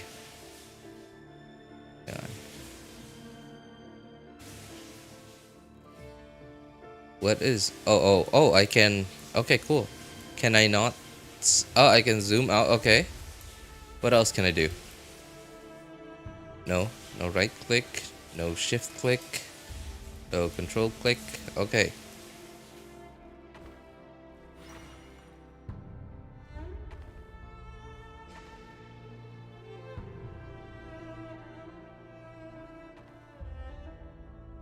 This is really awkward because the camera is at an angle, so it's kind of confusing which way WASD goes. Like, it takes a while to get used to it.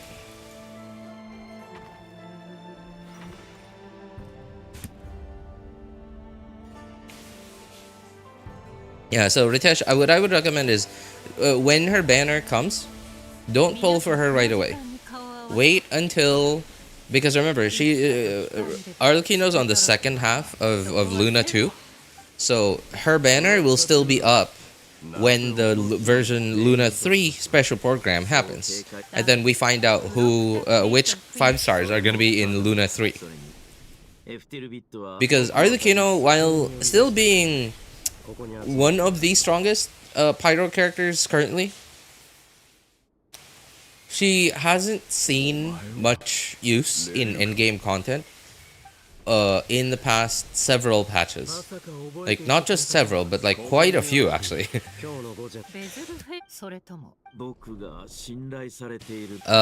She definitely still has her uses right now, but at this point, like, they're quite specific. She's still, like I said, she's still one of the strongest pyro carries in the game. But I would just recommend you hold off on pulling for her. Don't pull for her as soon as the banner comes out. Wait until the version Luna 3 special program comes out, and then decide. Then, once we find out who the Luna 3 5 stars are going to be.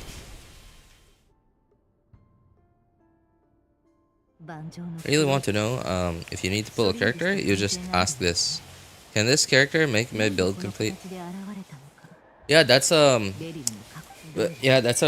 easy question for us, like, players who have a lot of like experience, and we can easily tell whether a character will help complete our team or like improve our team or whatever.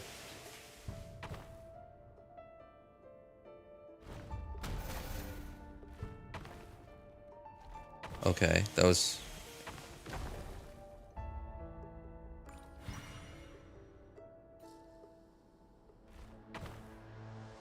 interesting.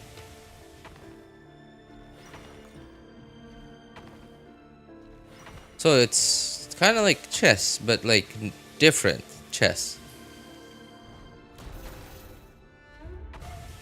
Oh.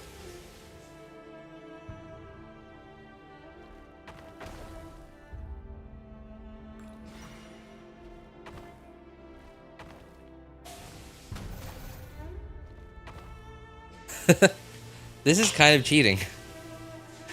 I can kill those things, but then if I run out, I just go back to the last one with this the number of points that I had there, that I had when I was there.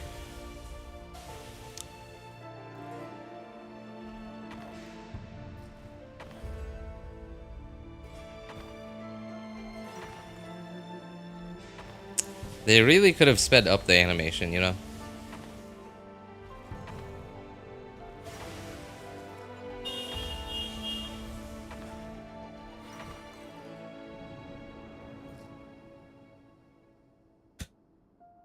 The camera angle is pretty confusing, so I ended up pressing the wrong keys. Dude, that's what I literally said like 2 minutes before you came into chat.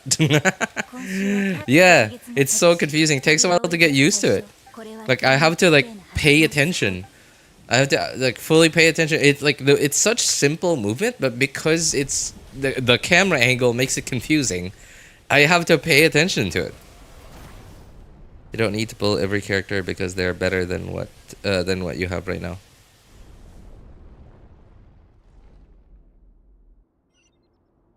Also, not every new character is better than the last one.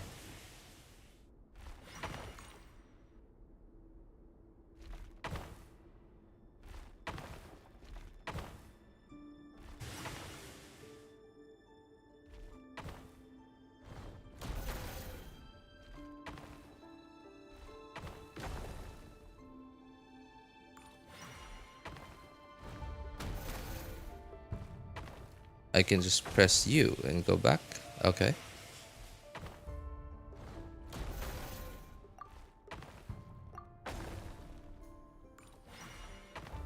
You know, they really could have made this go faster.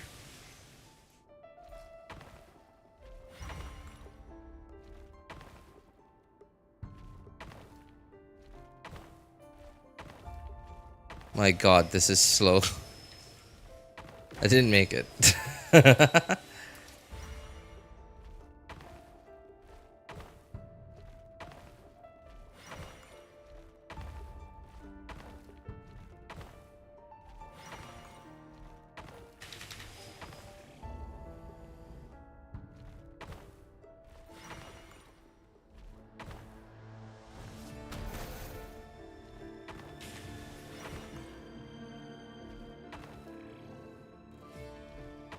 Oh.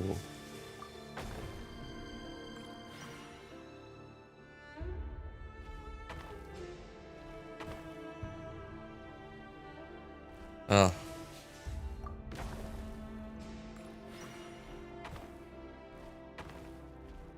Why didn't it save me over here?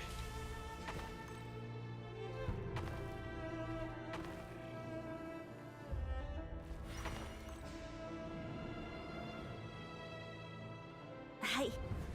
これをあげる。両親。ソリンでそ。さあ。あなたは彼。あの人は。もう何？あの人の。わからない。私の彼を怖が。それより中に何？月のかけら。赤い。そうよ。赤月のどれだけ。Then every new character that feels stronger than the last one, like especially recently, isn't actually 100% just better than just stronger than the last one. Especially because recently, the way that Hoyo's been designing characters and enemies, they've just been making, mostly making enemies that have mechanics that certain teams or team archetype, certain characters or team archetypes can deal with really easily.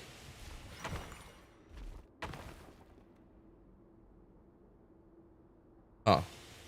So I'm not allowed to have 0. How am I going to deal with that then?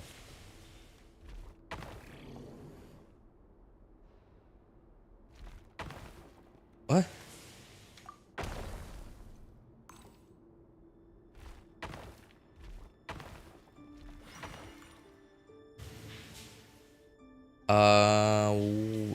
Huh?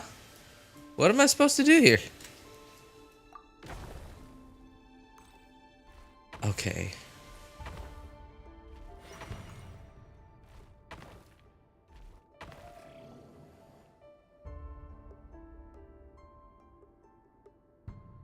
Other character buff seems real because a lot of content creators are talking about it. Oh yeah, that's true. That's true. I have heard a lot of people talking about it. So it's, you know, it's probably true at this point.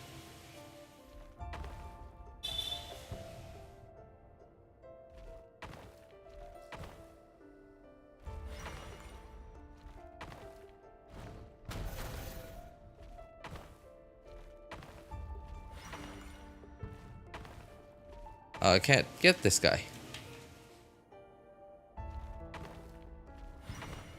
Oh, do I not need to get everyone?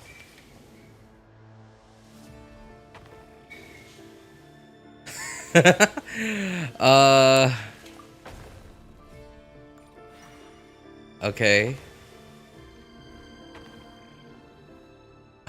What?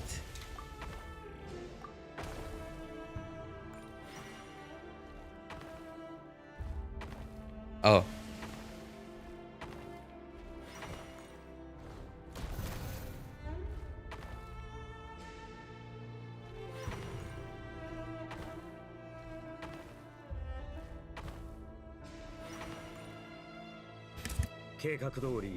My god, if chess was like this, man. Ugh.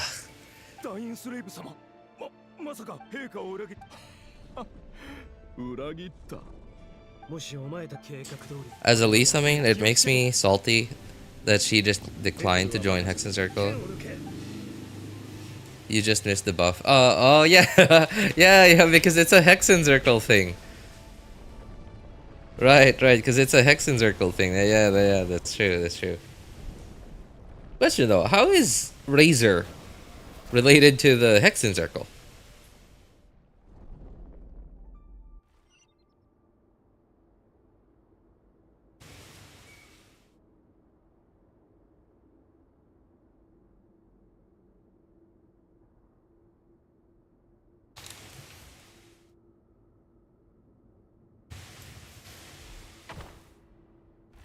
Oh, jeez. Hoyo certainly knows how to use up time.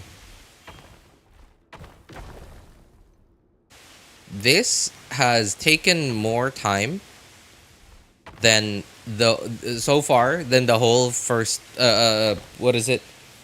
Chapter, volume? No, whatever it is. The first half of this Archon quest.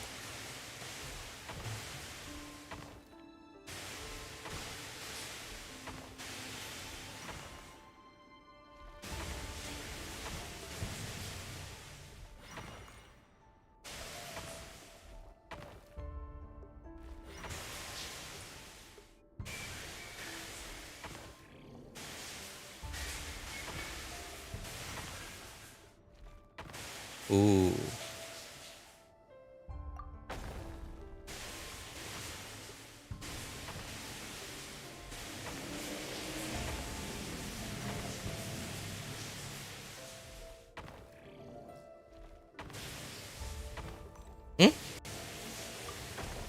It doesn't add it.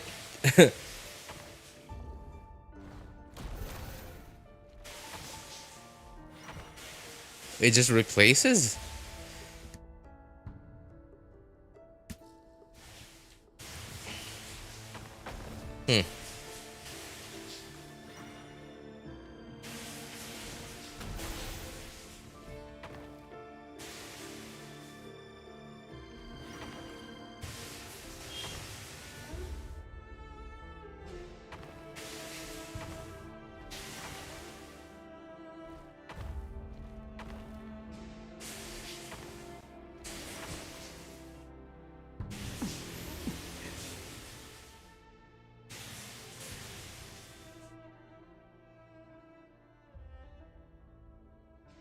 His mentor, Varka and Lisa. So his mentor, Varka, and Lisa, because they're connected to the Hexen Circle, one of them, Lisa, connected to the Hexen Circle, didn't get buffed. Heard the village coming in Luna 3. I haven't heard people talk about Luna 3 characters yet. But if that's the case, man, that makes it a lot harder to decide to pull for Arlecchino, man. They're both carries, and they're both very good carries.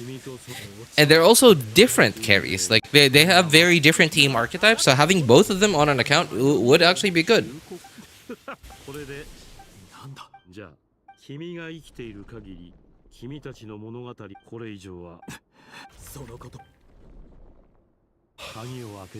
I wonder why Rare is a wolf.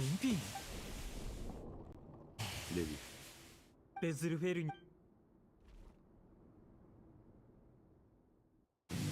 believe Varka will be part of Hexen Circle. He's not a witch though, right?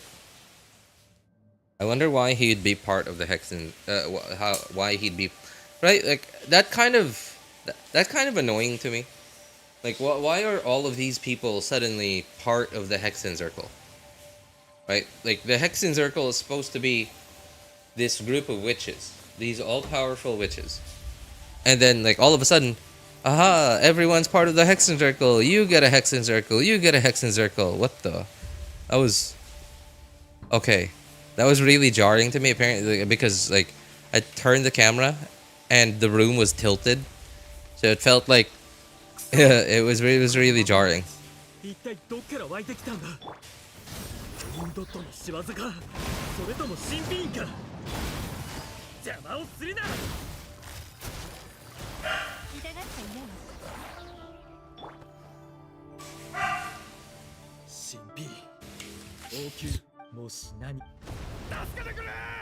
In my delusional world, I was thinking what Lisa would have gotten if she got buffed. That is so dumb. Why would Lisa not be buffed too? Like, out of all the characters, Lisa would have been like the #1 candidate for me as like a character that we already have that's part of the Hexen Circle. Right? Albedo's master is part of the Hexen Circle, but he's not part of the Hexen Circle. Lisa was invited to be part of the Hexen Circle.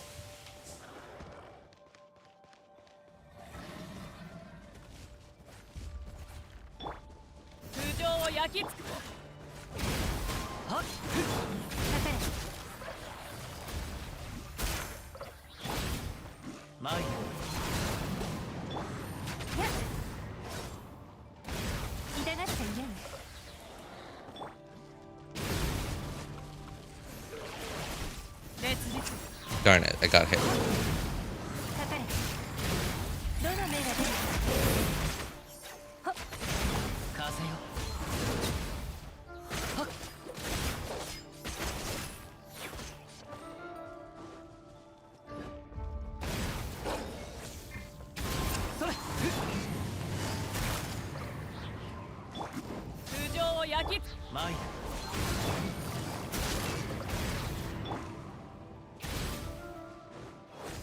Ow.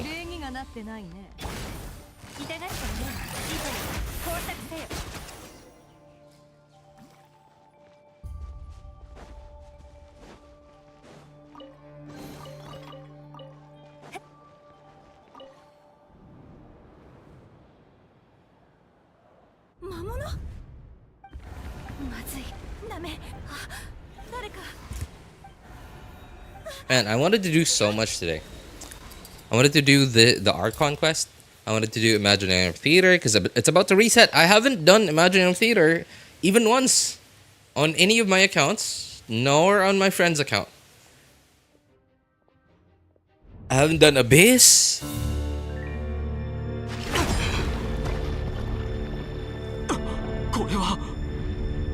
Leryl? あなた、やっぱり任務を果たしに来たのね。何？違う！今王宮で大変なことが起きてるんだ。一緒に来てくれ。私に嘘をつく必要はないわ。嘘？あなたの心配はよくわかってる。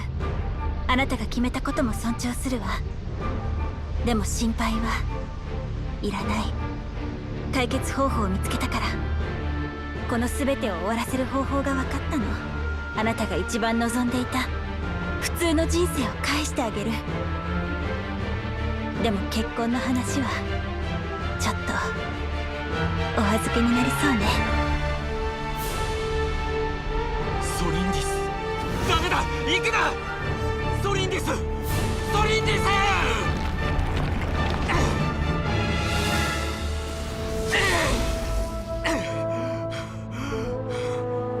彼女を諦めると前にも言ったはずだ。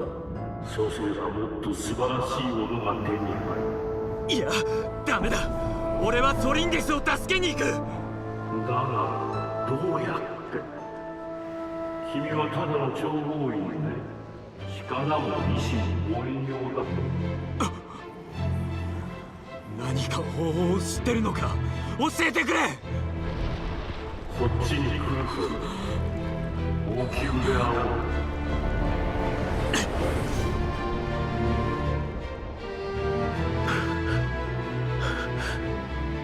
レリル、いいところに来てくれた。早く。この地だ。君の分を持っていくという。ほう、間に合ったか。まさか。Chat on the laptop keeps stopping. It's really annoying. 怒り、悲しみ。絶望、渇望。Because she refused to join the Hexen Circle, apparently. Okay.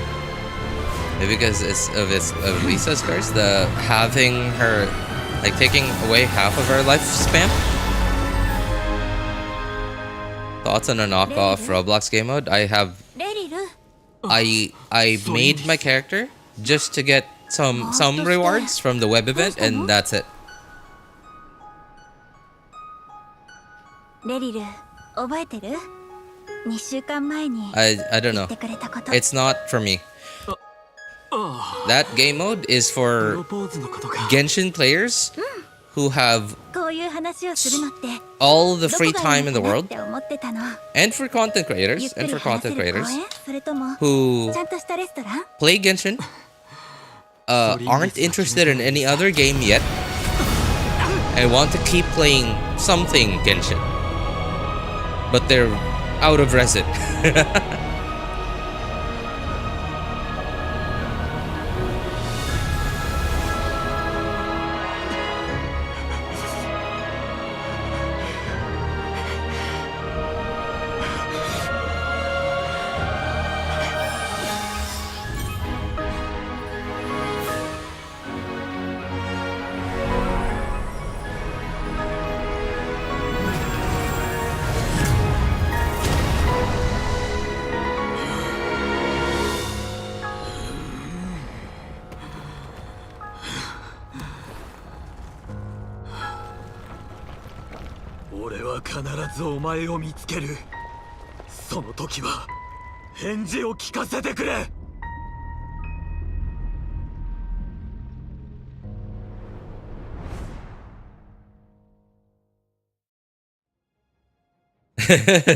The game mode is for teapot mains. You're absolutely right. That's actually a really good way to put it. Yeah, that game mode is for teapot mains.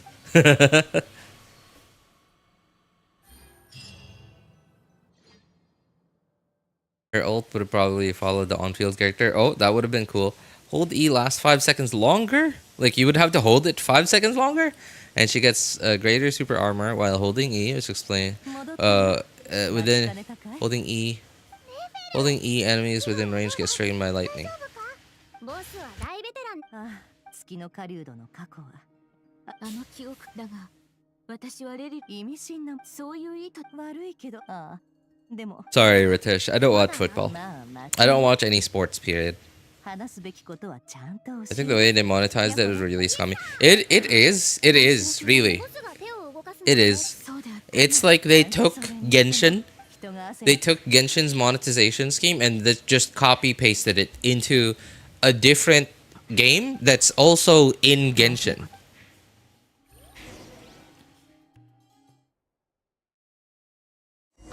My internet's a bit slow right now. Stream keeps pausing, Sag. Oh, sorry to hear that, Dart.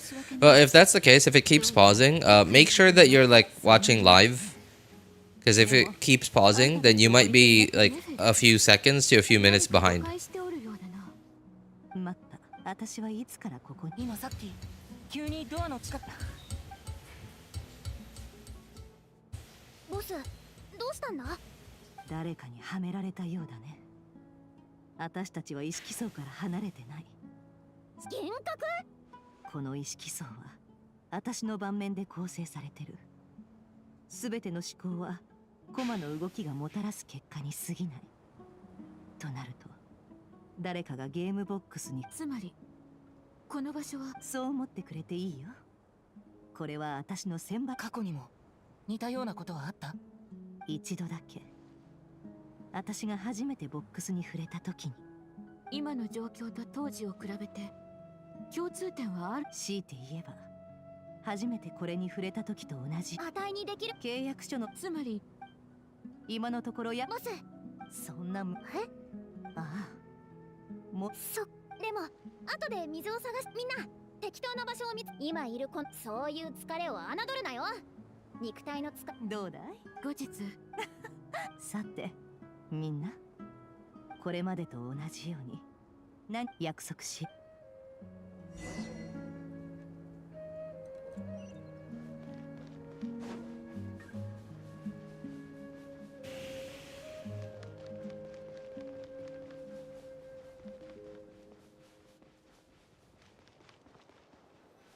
見覚えのある風景だね。Oh, it's Sumeru. ま、いいことじゃないけど誰かいるみ Most people hate how long Lisa's Holy lasts. How about just making the thing rewarding? Remove the possibility of her getting knocked back, and be able to still do damage while in hold state.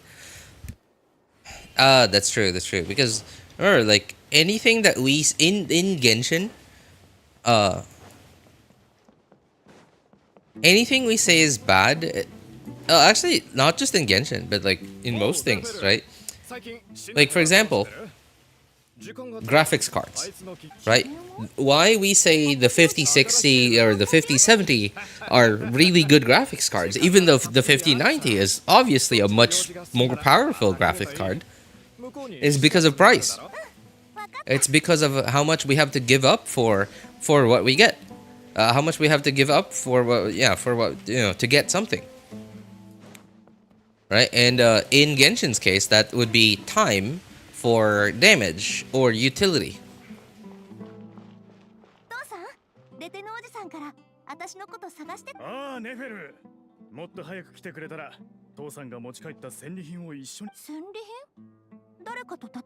Eight minutes till a shift ends. Need to go. Have a nice stream, RJ. Alright, hey, thanks for hanging out with us today, Dark.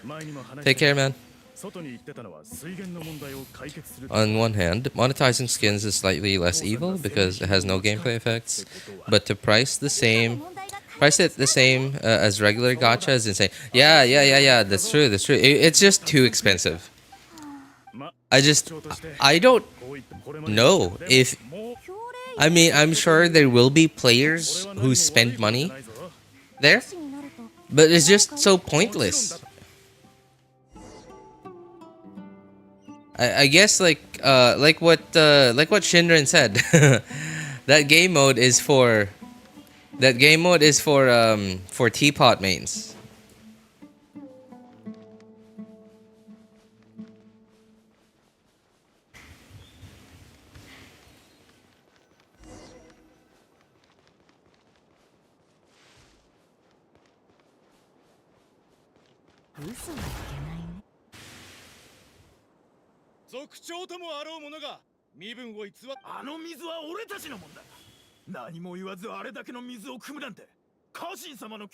From what I've heard, it's not even that popular right now.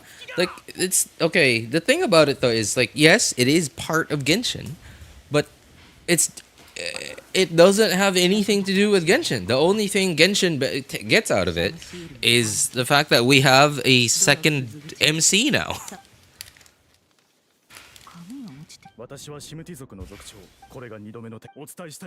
And they seem to have different skills than Ether.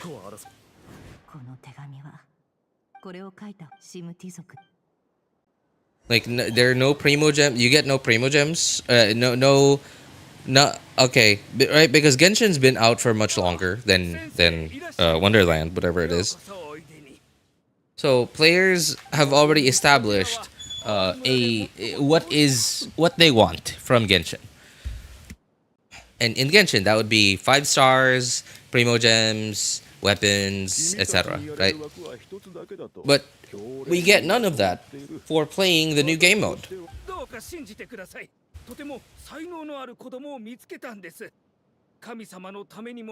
They should not have, in my opinion, they should not have added monetization to it yet.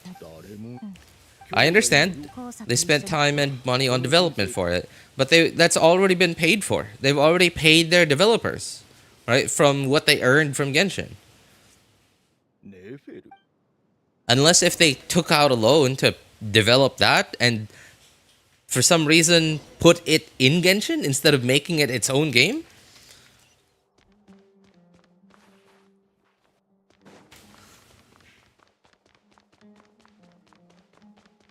Just, I don't know, just doesn't make sense.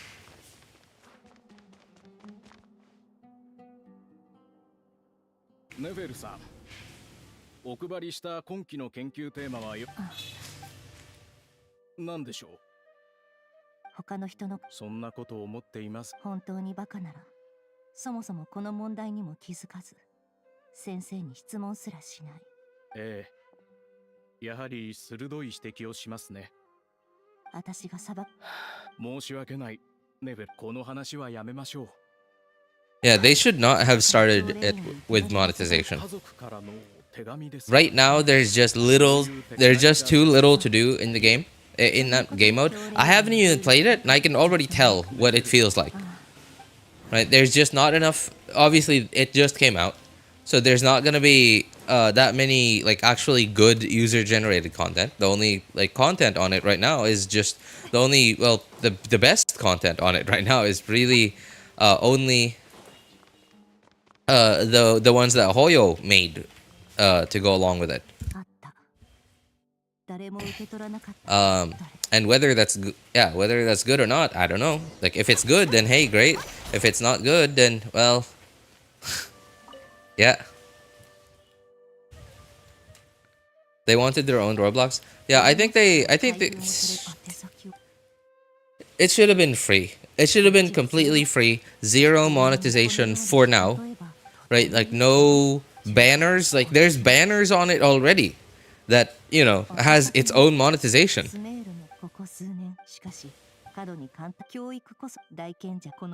Maybe it has a different developer team. Yeah, but like for some different development team, yeah, sure, right? And like if Hoyo like took out a loan to pay those developers to develop Wonderland, why would they put it in Genshin?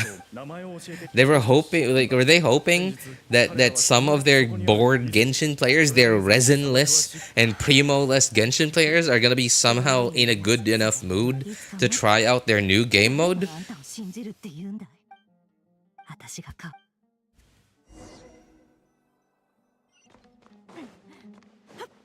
I think it was the wrong way to introduce it. I think it was definitely the wrong way to introduce it.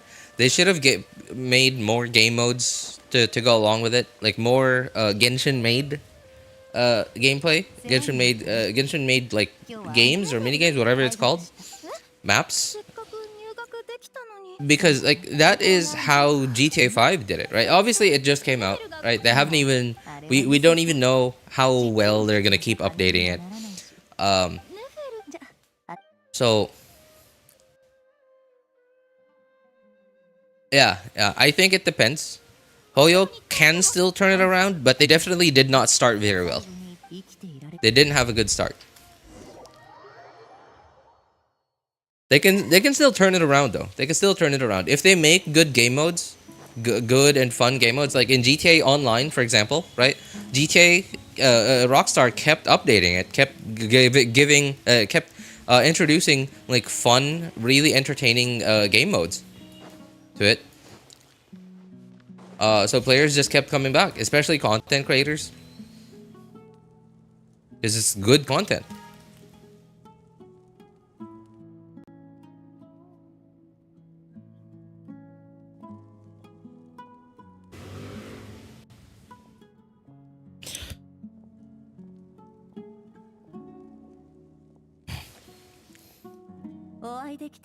Honestly, it's slightly better if it was its own game because there's significantly less.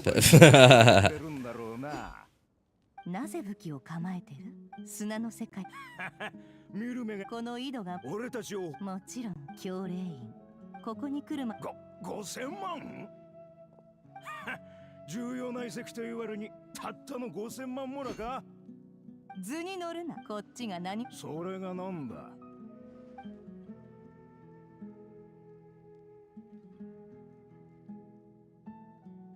そう焦るな。これがどういうそれが事実ならいいんだがな。もし俺を騙すような真似をしたらこの格好野蛮人。確かにいいだろ。そういうことなら発掘権を売ってやる。このような素晴らしい知らせを届けてくれた読者。ああ、この素晴ら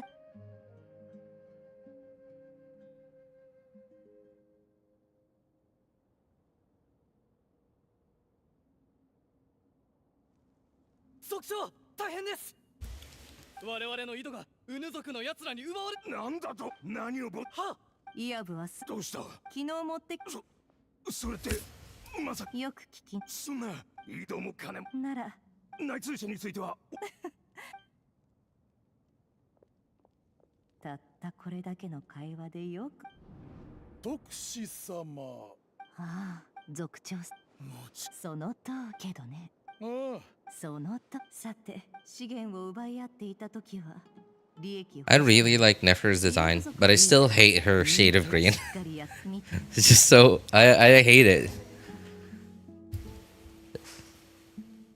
This Nefer past flashback felt pretty meh to me. When they said they will incorporate character stories into main quest, this isn't what I was expecting.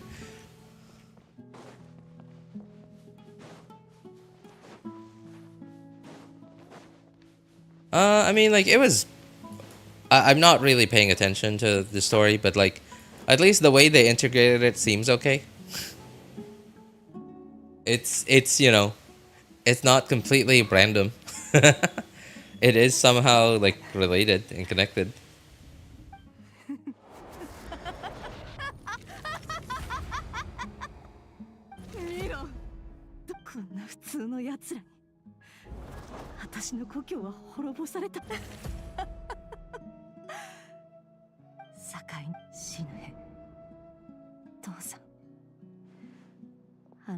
That's really just the best they could do for a character that wasn't born and raised in Outcry. Yeah, that's true. And like, it's just funny because like everyone here except Nefer is just along for the ride. They're just like, oh well, you know how you wanted to help us? Now we're stuck here. Now we need you to get us out. もうすぐだ。この先に神殿があるはずだ。そうだ。でもこの神殿で終わりっていうのはいかにも砂漠の民にはそれぞれの運命がある。神殿といえばそれはそなたのほう蒼月のこのスメールのことはさほなんだかすごすヘルマヌビスの憑依 You know, I'm still confused how Nefer's playstyle goes. Like, I understand that she plays very similarly to Hu Tao, but are you supposed to use both your E's in one rotation? Because like once you use one E, you have 3 charged attacks, right? Because you have 3 charged attacks because you have 3 of these things. But then once you press your E again, it doesn't refresh those, so you don't have any charged attacks anymore. So when are you supposed to use your second charge, your second skill charge?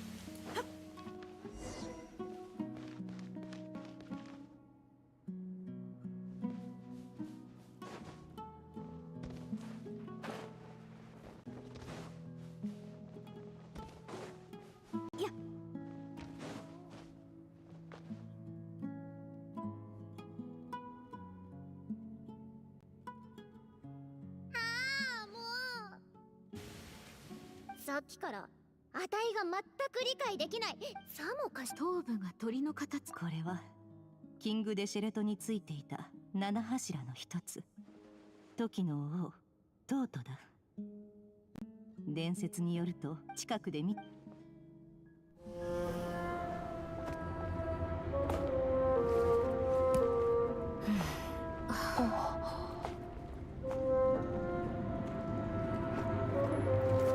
You know, I was visiting Baiju's kit recently, and I just discovered that his passive also buffs Lunar Bloom now. What?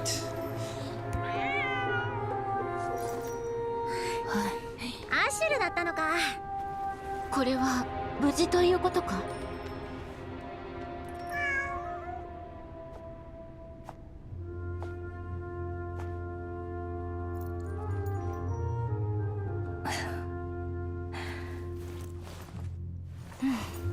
物語が終われば世界が崩れて元の場所に帰れるはずだ。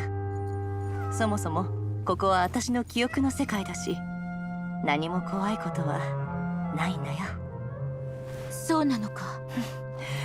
ああ、もうすぐ終わりだ。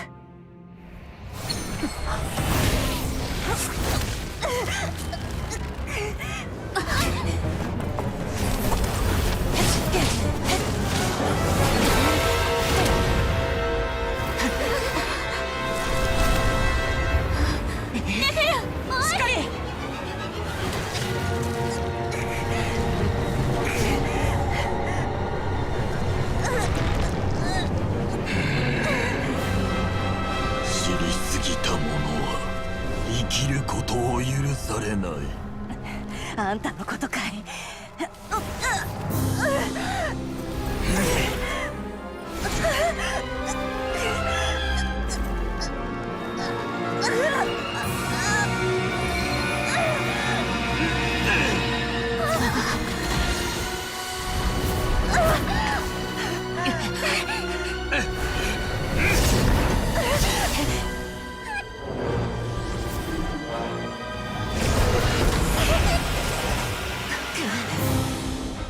実に醜い。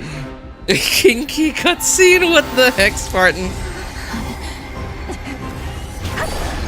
I have to admit though, I cannot deny the thought. I can't deny the fact that the thought did cross my mind. Several times, in fact. I cannot deny that.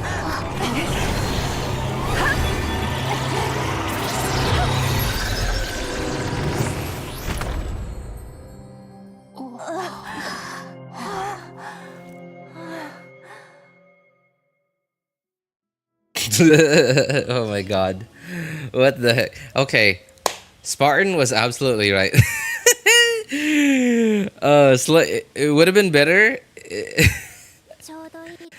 if Wonderland was its own game, because there would have been significantly less different people.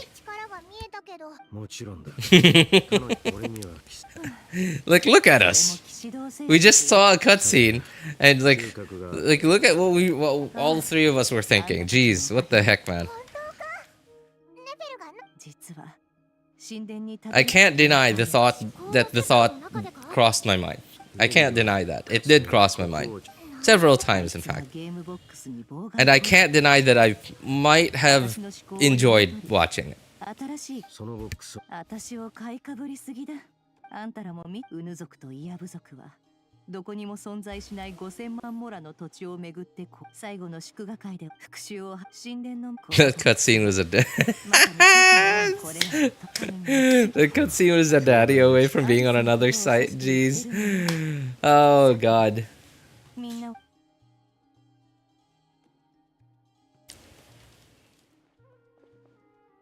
Hoyo knew exactly what they were doing.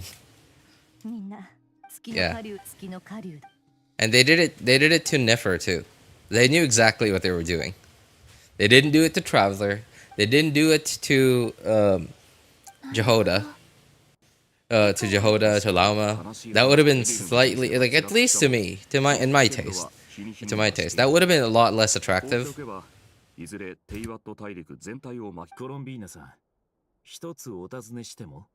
You're unactivated during Act 3's first cutscenes when Flynn's and Lauma got bound.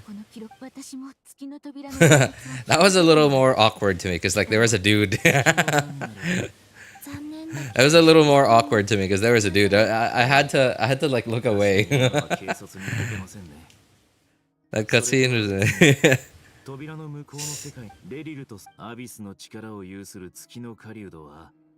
By the way, is it just me, or does anyone find Nefa like low-key attractive? Like I don't know. Every time she's on screen, like my eyes are like Nefa. 命はこの点については僕なりの実験のどういたしま。ラインどうしたんだ？顔色が悪い。いや。レリルとはかつて友人同士だったそうだな。あまり慰めラウマの月にも。誰かに慰められたのは久しぶ You know, I thought it was funny that the way the damslet the way the damslet like moves around quickly, like if she wants to run fast, she's like I don't know how to explain it. The animation looks like she's her animation looks like Frozone, you know, from The Incredibles, right? Like skating, like it looks like Frozone, but like a lot more slow-mo. And instead of like sliding through ice, she's like floating. She's like moonwalking.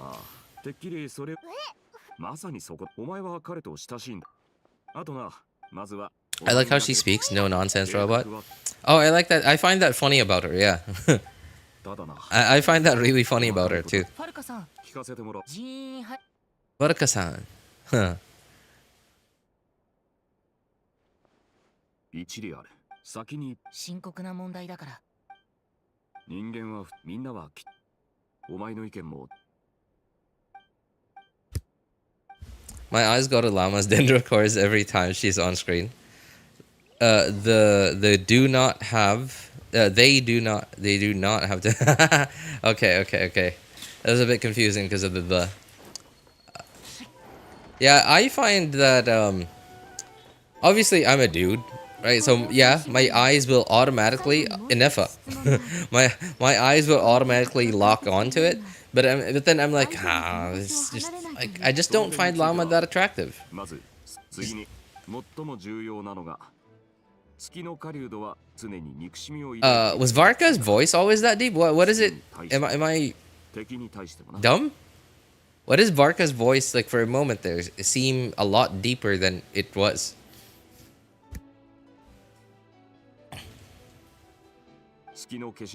I don't know what it is about. I guess like what it is about Llama that makes me just not that attracted to her is because she shows too much skin, and I'm just not into that. Her proportions are off. She shows too much skin. What? What the heck was that sound? Oh la la! Oh la la la! She's. What is? What does? Okay, when when the VAs do voiceover work, there's like a director there, right? Like a guy who tells them this is what I want. This is for this scene. This is what you need to do with this character. Like, what kind of conversation do you need to have to make the VA go?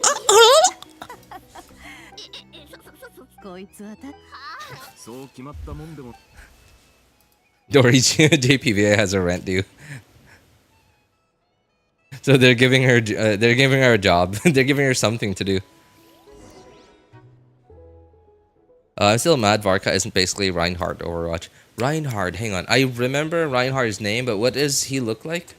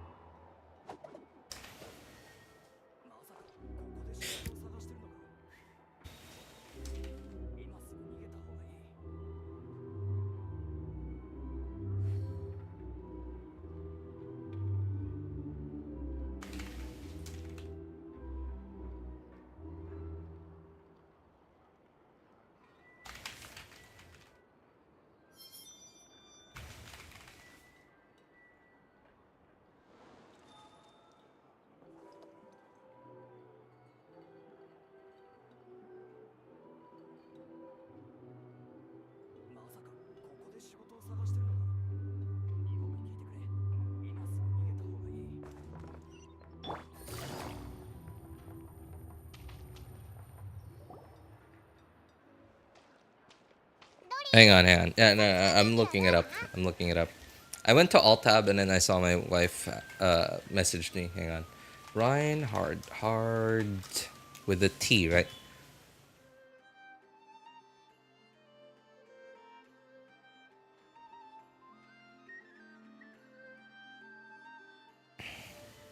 Ah, okay. Yeah. This Reinhardt and the other one that I was really like visualizing for Varka was like Stoic the Vast, but less dwarvish because like not obviously not the short stubby feet, right? Of course, right? But like that big like muscular dude, but like taller, and what is that accent? What is I don't know what is Gerard Butler's accent? Whatever that is. Right? Talks like Gerard Butler.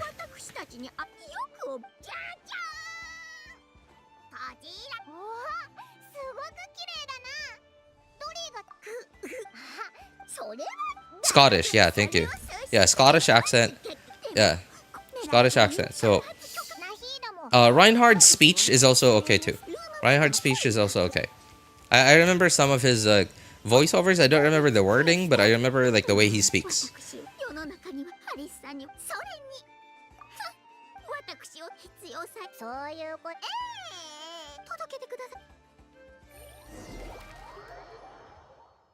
Is it not Rhine-daughter? No, Ritesh. We're talking about a character from Overwatch. Reinhardt.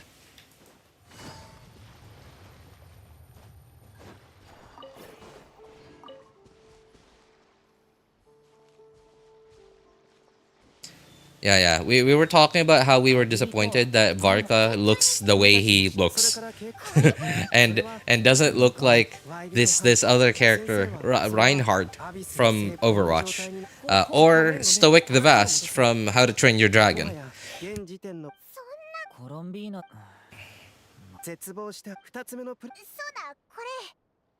Instead, we got another small boy. Well, I am kind of relieved that up close now that I'm seeing him, Varka, like his design, his face, he doesn't look super like young, because like his initial footage, at least to me, he looked like some like hot-headed hero in his early 20s.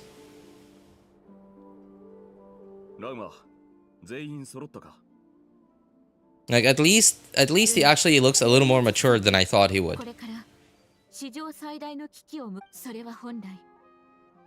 Been so long since I played Overwatch. I never played Overwatch. But I did watch a lot of the promotional stuff, the promotional like videos that they had of like each of the different characters. I liked it. All of those like pre-rendered cutscenes, those were awesome.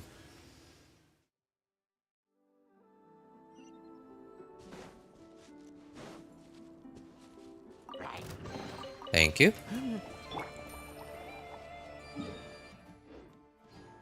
Why would you teleport me here? Some random spot when there's a teleporter right next to it. Right next to where you want me to go. That's why. What's with the edgy deviant art OC? Standing next to Albedo. What? Oh.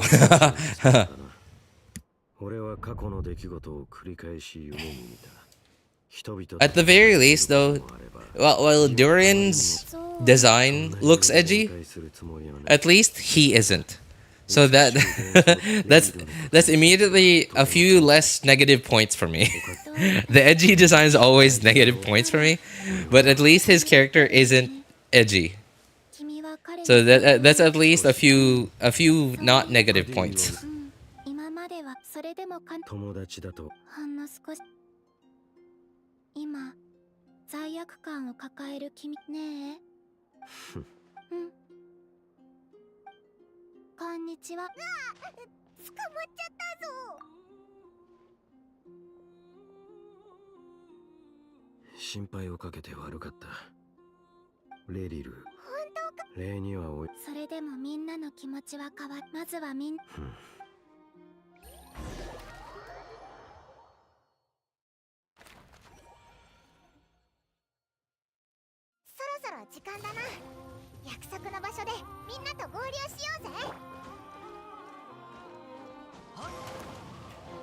Well, let's try that again. First try.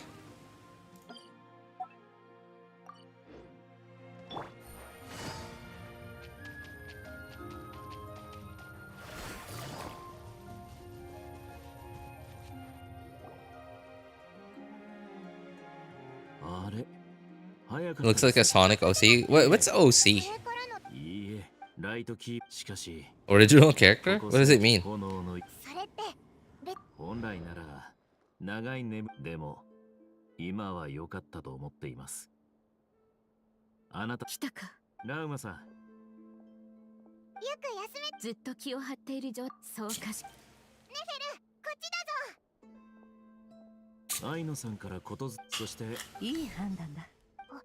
いよいよ暴れ出したね。なっているよ同感だ。はい。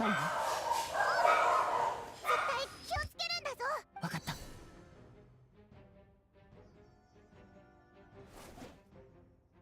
戦闘がこの Prototype Rancor. り行きましょう。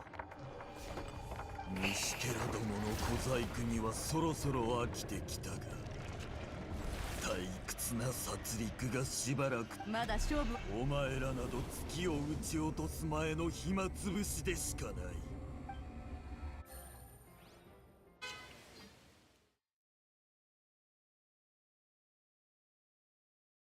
Why are we looking at art? Oh, that was a loading screen? Okay. So this is Hydro MC. Yep, it's definitely Hydro MC. Why?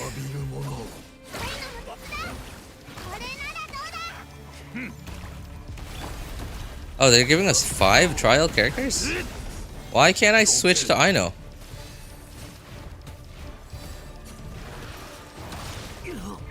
Why can't I switch to Aino? That's dumb.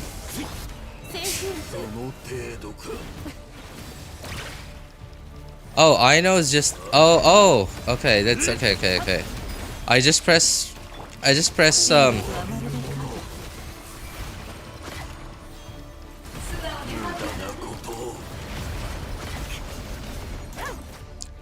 Okay, so I just press 5 and then I get Aino's burst. Just that's it.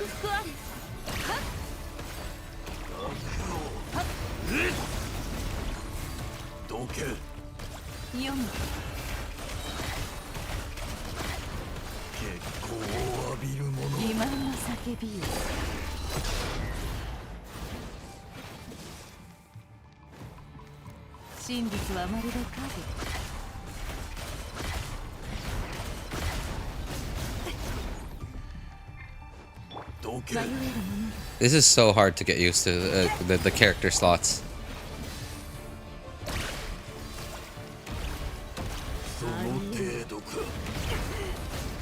I just cannot get used to it.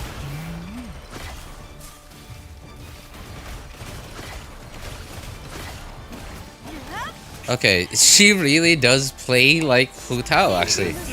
Charged attack, cancel. Man. What are we attacking here? Oh, him. Oh, okay. Oh, this.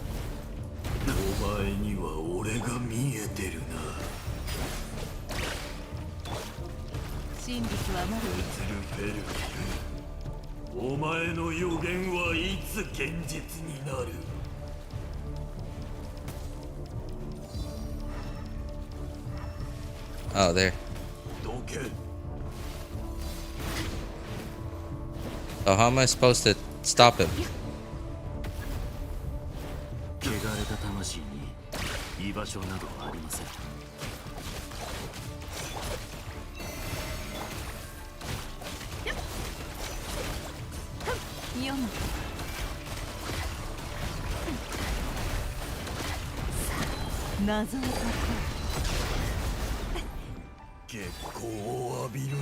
Oops.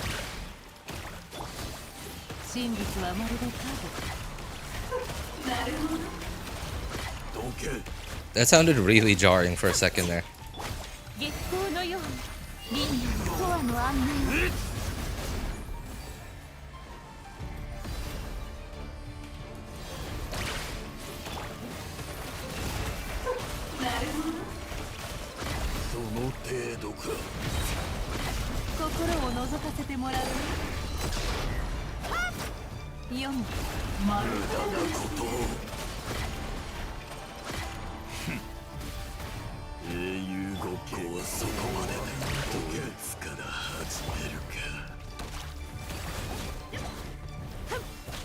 Oh my god.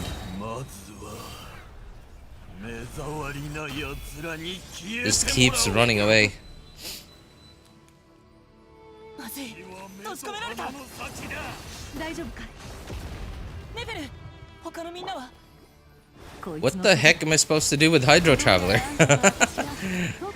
破滅再生知りすぎた者は生きることを許されないそう言ったはずだああそうかいでもねまだ決着はついてないよ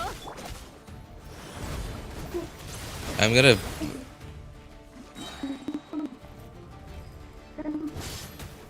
ラウマ聞こえるもしこの力が聞こえなくなったでも少なくとも俺たちのいる場所は変わってないはず落ち着いて作戦を思い出そう俺の役割は時間を稼ぐこと一人で時が来るまでなんとかしないと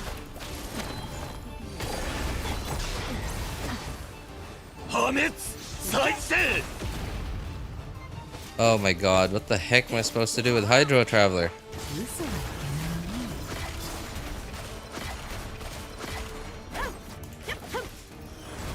Also, why am I recharging the moon stuff?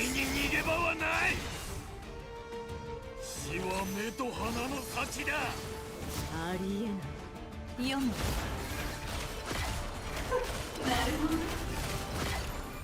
破滅再生浄化せよ嘘はいけないね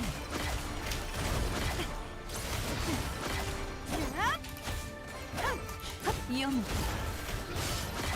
素直に吐くな素直に吐くな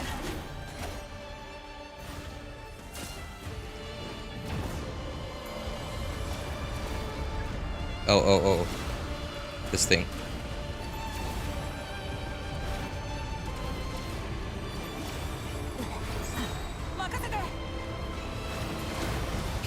What was that for? I got my skills, I got my burst, now what? So this shield is gonna protect me? シールドが壊れたこのままじゃ無理するんじゃない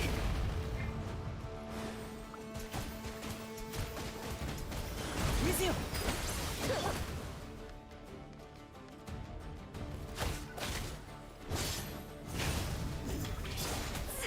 お前に逃げ場はない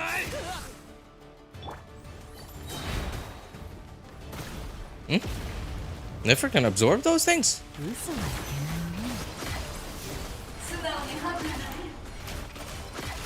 真実はまるで影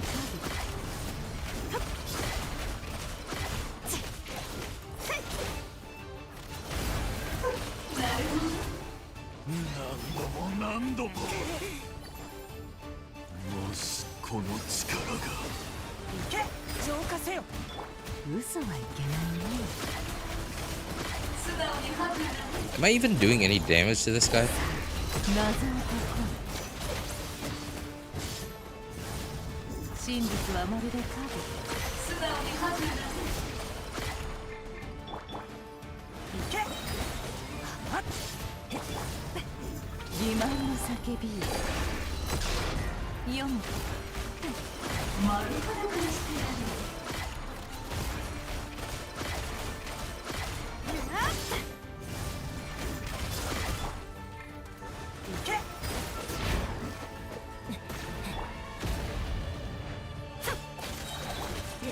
浄化せよ真実はまるで影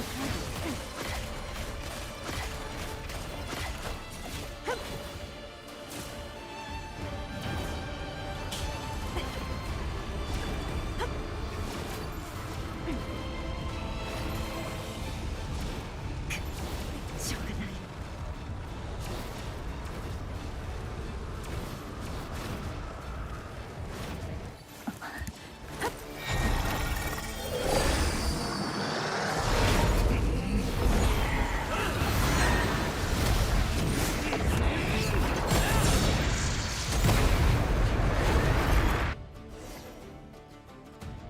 月の狩人に勝つ方法はただ一つ。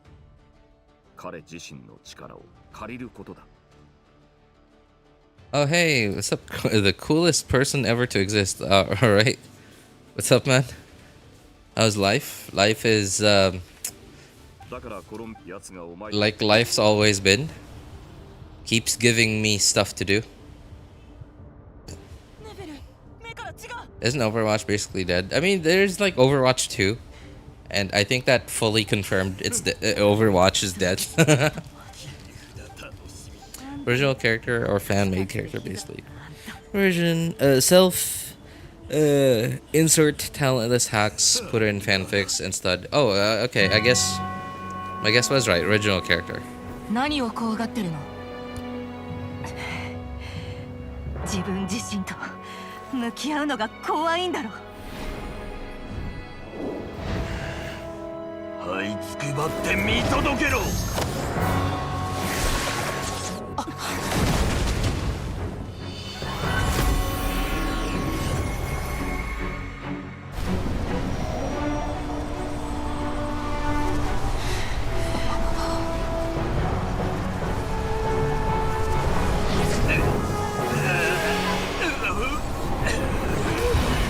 なんだ、この力覚えがある。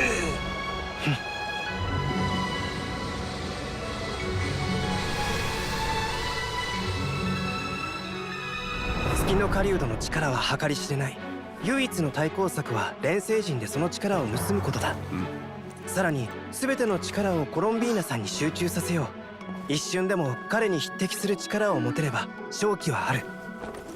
僕も力になれると思う。アビスの成分を外に最大限放出して圧力の差が一定になるとそこから大量の元素力を抽出できる。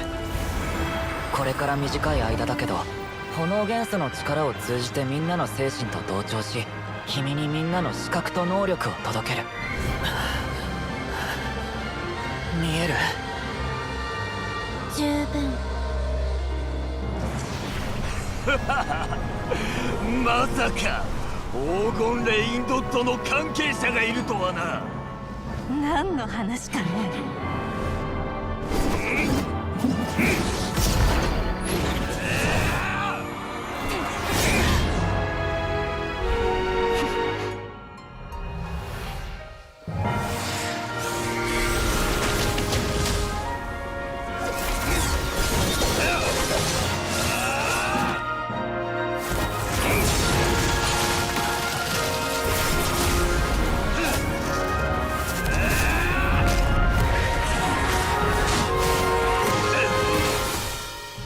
力を盗んで俺を倒すつもりか。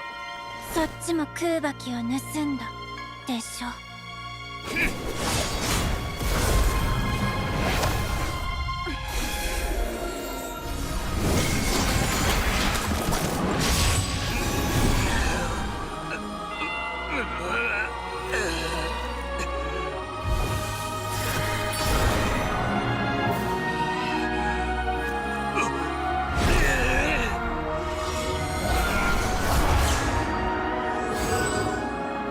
扉を維持するのにはかなりの力が必要なはずだ。やってるのは私じゃないよ。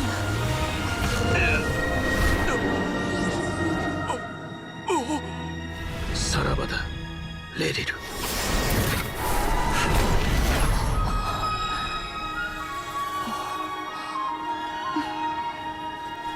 勝ったよ。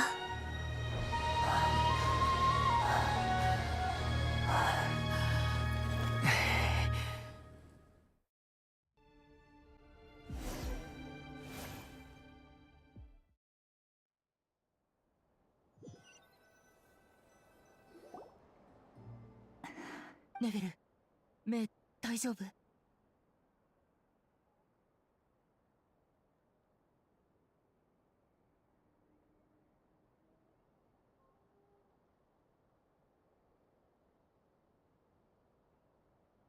見えないだ。まだ間に。私がやってみよう。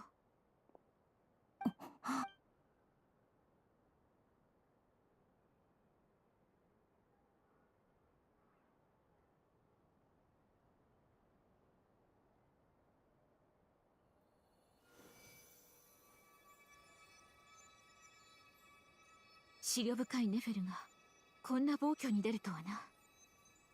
緊急事態だったからね。こうでもしないと。だとしても、商売で言えばだろ。だが人が大何も犠牲。ありがとう。今できることは尽くした。まだ目を開けてはならぬ。数日間は気をつけるべきこたびの戦い。皆月もきっと忘れないよ。ねえ、ちょっといい？ Bondage man's also very edgy OC territory. ネフェルのなんとすぐに見せて傷はない。しかし About a water gun. Water gun to a nuke fight. Speaking of water gun, so Hydro MC in that situation was supposed to be the Hydro, so that the trial Nefer's kit would actually work, right? But obviously it doesn't work because Hydro MC doesn't have any off-field Hydro. So, and from what I remember, I've seen footage of other people using the mannequin. Yeah, the mannequin's different elemental skills. And apparently, they're different. I haven't seen all of it, but they look very different from Ethers.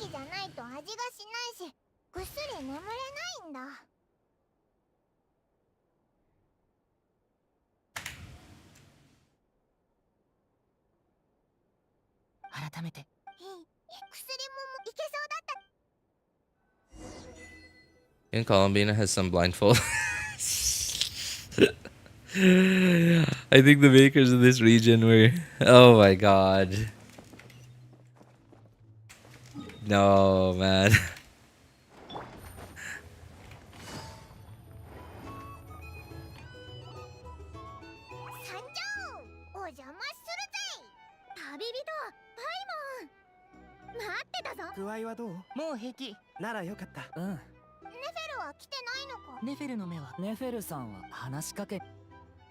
Durin looks like if Festering Desire became a playable character. If Festering Desire became a playable character, that's what Durin would be.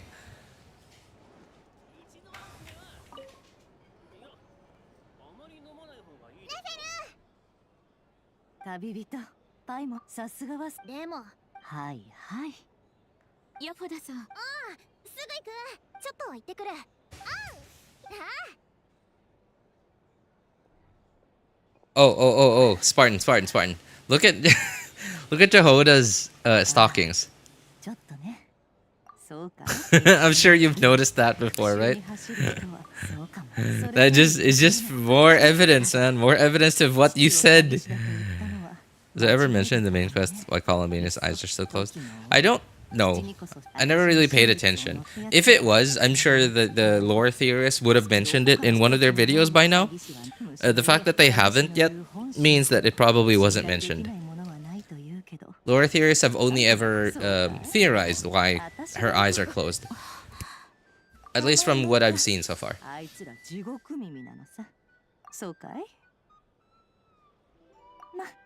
We are a swimsuit scene away from proving it. Hey, we've already gotten our swimsuit scene in Natlan, man. We've already got it in Natlan. Wow, that was a long quest, man.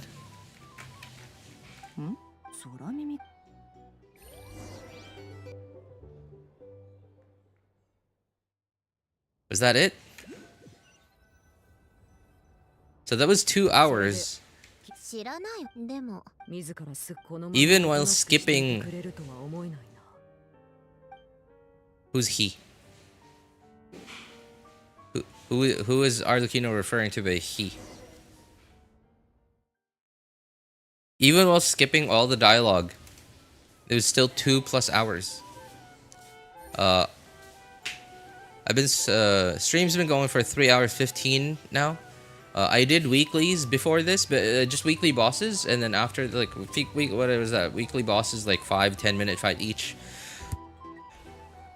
So wow, 2.5 hours. Wait, it's not the end of the Archon quest yet? Okay.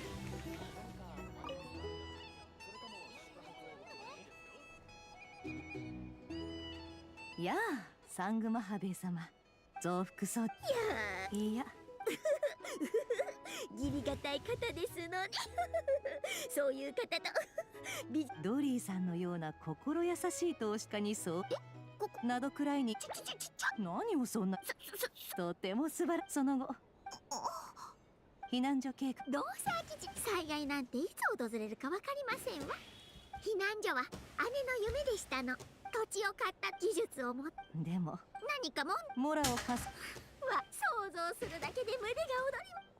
増幅ペンダントこれあんたも言えええ、もう家族の顔さえを両親とお姉さんかいええ、もちろん姉の悲しい記憶はそれでもそうですわね。締めっぽいそうですわ。あなたもありがとう。But I'm just waiting for when the game adds dating and other games have done it. Haven't we?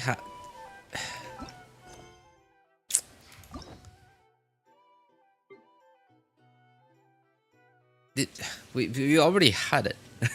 They just stopped updating it. Right? Isn't that what Hangouts were for?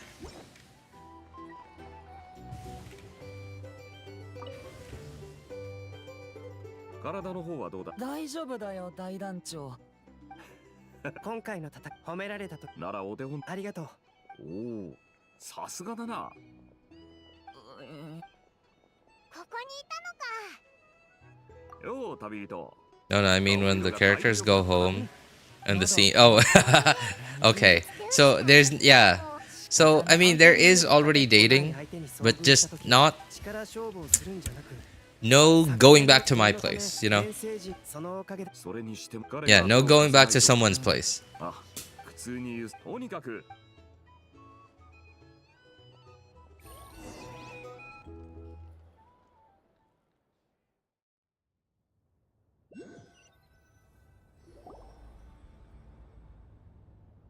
その話をするため、いろいろ考えてみたけど、とても大事なことだと思ったから。これはまた新しいお話ね。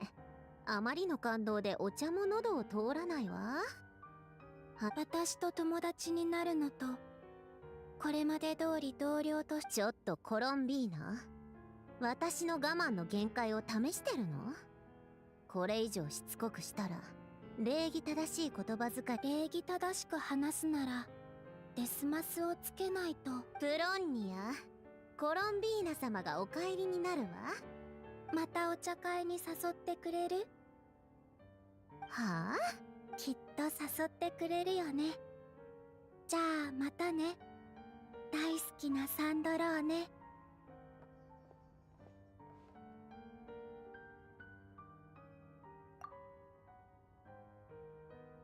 前回はワイルドハンド騒動でさっさと出てってくれたからよかったけど、ことが一段落したから様子を見に来ただけだ。余計なお世話。私がその気になったら月の狩人になって指一本触れさせないわよ。とにかく元気にしてるならそれでいいんだ。ロボットも治ったみたいだし、今回はありがとうな。もういいわ。あなたたちの前にもお邪魔虫が来てたから、お茶を飲みたいならどうぞ。もったいないしね。コースターがないか。このノートをコースター代わりに使っていいのか？気にしないでいいわ。ただの時間を持て余した時に落書きしてるの。おぼろげめちゃくちゃな今のことを歯を食いしばって記録することもあるけど、未来を占うときはまるで白昼夢を見てるみたいだし、現在のことを記録するときは胸がムカムカする。It happens in Nikkei in the next one. They complain about how they can barely walk. Jeez. Oh, that game certainly goes all the way, huh? フォンテーヌのマシナリーはほとんど彼の発明でしょ？もしかしてアランギオタンと知り合いなの？少し交流があっただけよ。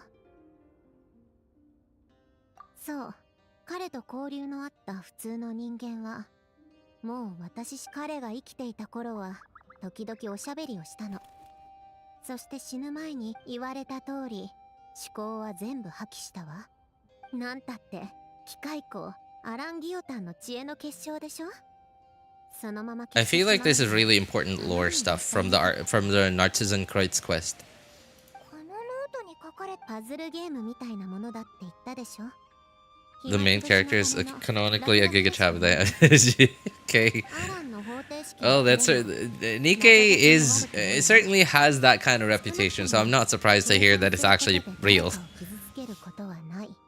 アランの話になったついでに、彼の友人たちのアランギオタンにはルネとジェイコブっていう Yeah, it is the Narcisan Kreuz quest. 推薦十字子供の時から3人は良きライバルで、それから解雇の感情のメモね。There were some theories that this girl was a marionette here, or at least marionette was based off of her. 子供時代はいずれ終わり、予言は現実になる。いつしか頭のおかしな人しか抱かないような世界を。ルネとアランが愚鈍な凡人だったら、でも残念ながら彼らは凡人じゃなかった。その先に心を完全に飲み込まれたのは、彼は思い通り友人の命を再構築したわ。でもその行為をアランは受け入れられず、きっとルネは友人への思いからそうしたのだとアランは信じたかったみたい。その時すでに悪夢の種はルネの中で芽を出していたのかもしれない。次に彼らが再会した時、ルネは旧姓の夢に完全に飲み込ま、最終的にその波は引いていったけど、この前再びルネが旧姓の夢に再度挑もうとしているらしい。最終的に過去を取り戻そうとする狂った波は、あなたはルネの子、世界を救うためならどんな代償も厭わない。でも同時に己の幻想のために周りの人のどちらでも変わらないか。無難な返事ね。でも心の中でははっきり答えが出てるんでしょ。理想画のために現実画を捨てる極端者も、妄想に支配される愚者も、ルネのような知者でさえ自分の心にとらわれ我を忘れてしまった。ルネの話はここまで。次は機械庫。ルネが巻き起こした波乱は止められたものの、アランギオタンは念のために言っとくけど友人と家族を失ったの。それでも仕事を続けた彼の唯一の原動力は、まさに親友のことで相当なショックを受けたんでしょうね。人の知恵だけでもしかしアランのあまり命の友、彼は法廷推薦うつうつだ。そして数年、はい旧姓の命をどんな大木も一粒の種から大切な混沌とし、だから自分を救いたい。それも彼にも十分それだけはい。ティータイムは物語をかき集めると、私はプロニア。 Are we finally done this time? Jeez, that took a long time. I will say though, the first half of the Archon quest did seem to go by pretty quickly.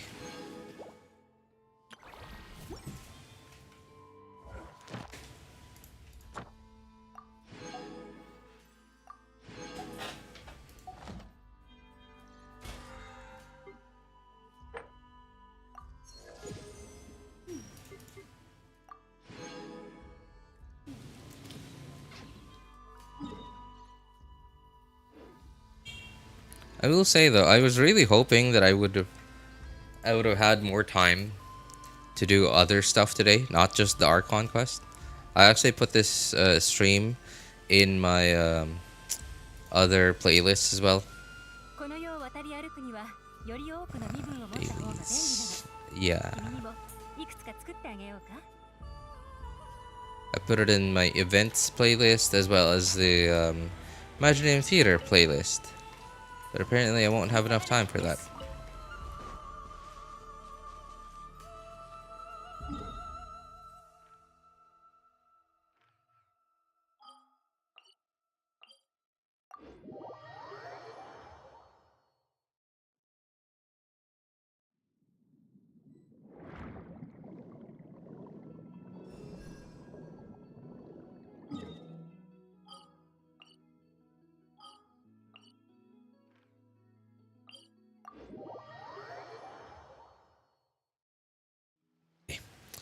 Yeah,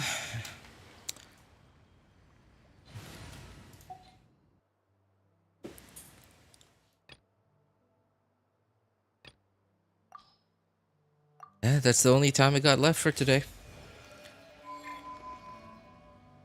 So, for those of you who need help building your characters' accounts or making a decision which branches to pull for, feel free to join our Discord server. Links are in the description, all my videos, VODs, and streams, and in the pinned message in YouTube chat. If you want my personal opinion, you can ping me over there. My name is Elvis Einstein. Of course, you can ask for other people's opinions too. Thank you guys so much for coming by, hanging out, and being awesome people. Have a good day, good afternoon, good evening, and take care, everybody. Bye, guys. Yeah, it was good to see you guys. Good to see you again. Take care, everyone. Bye.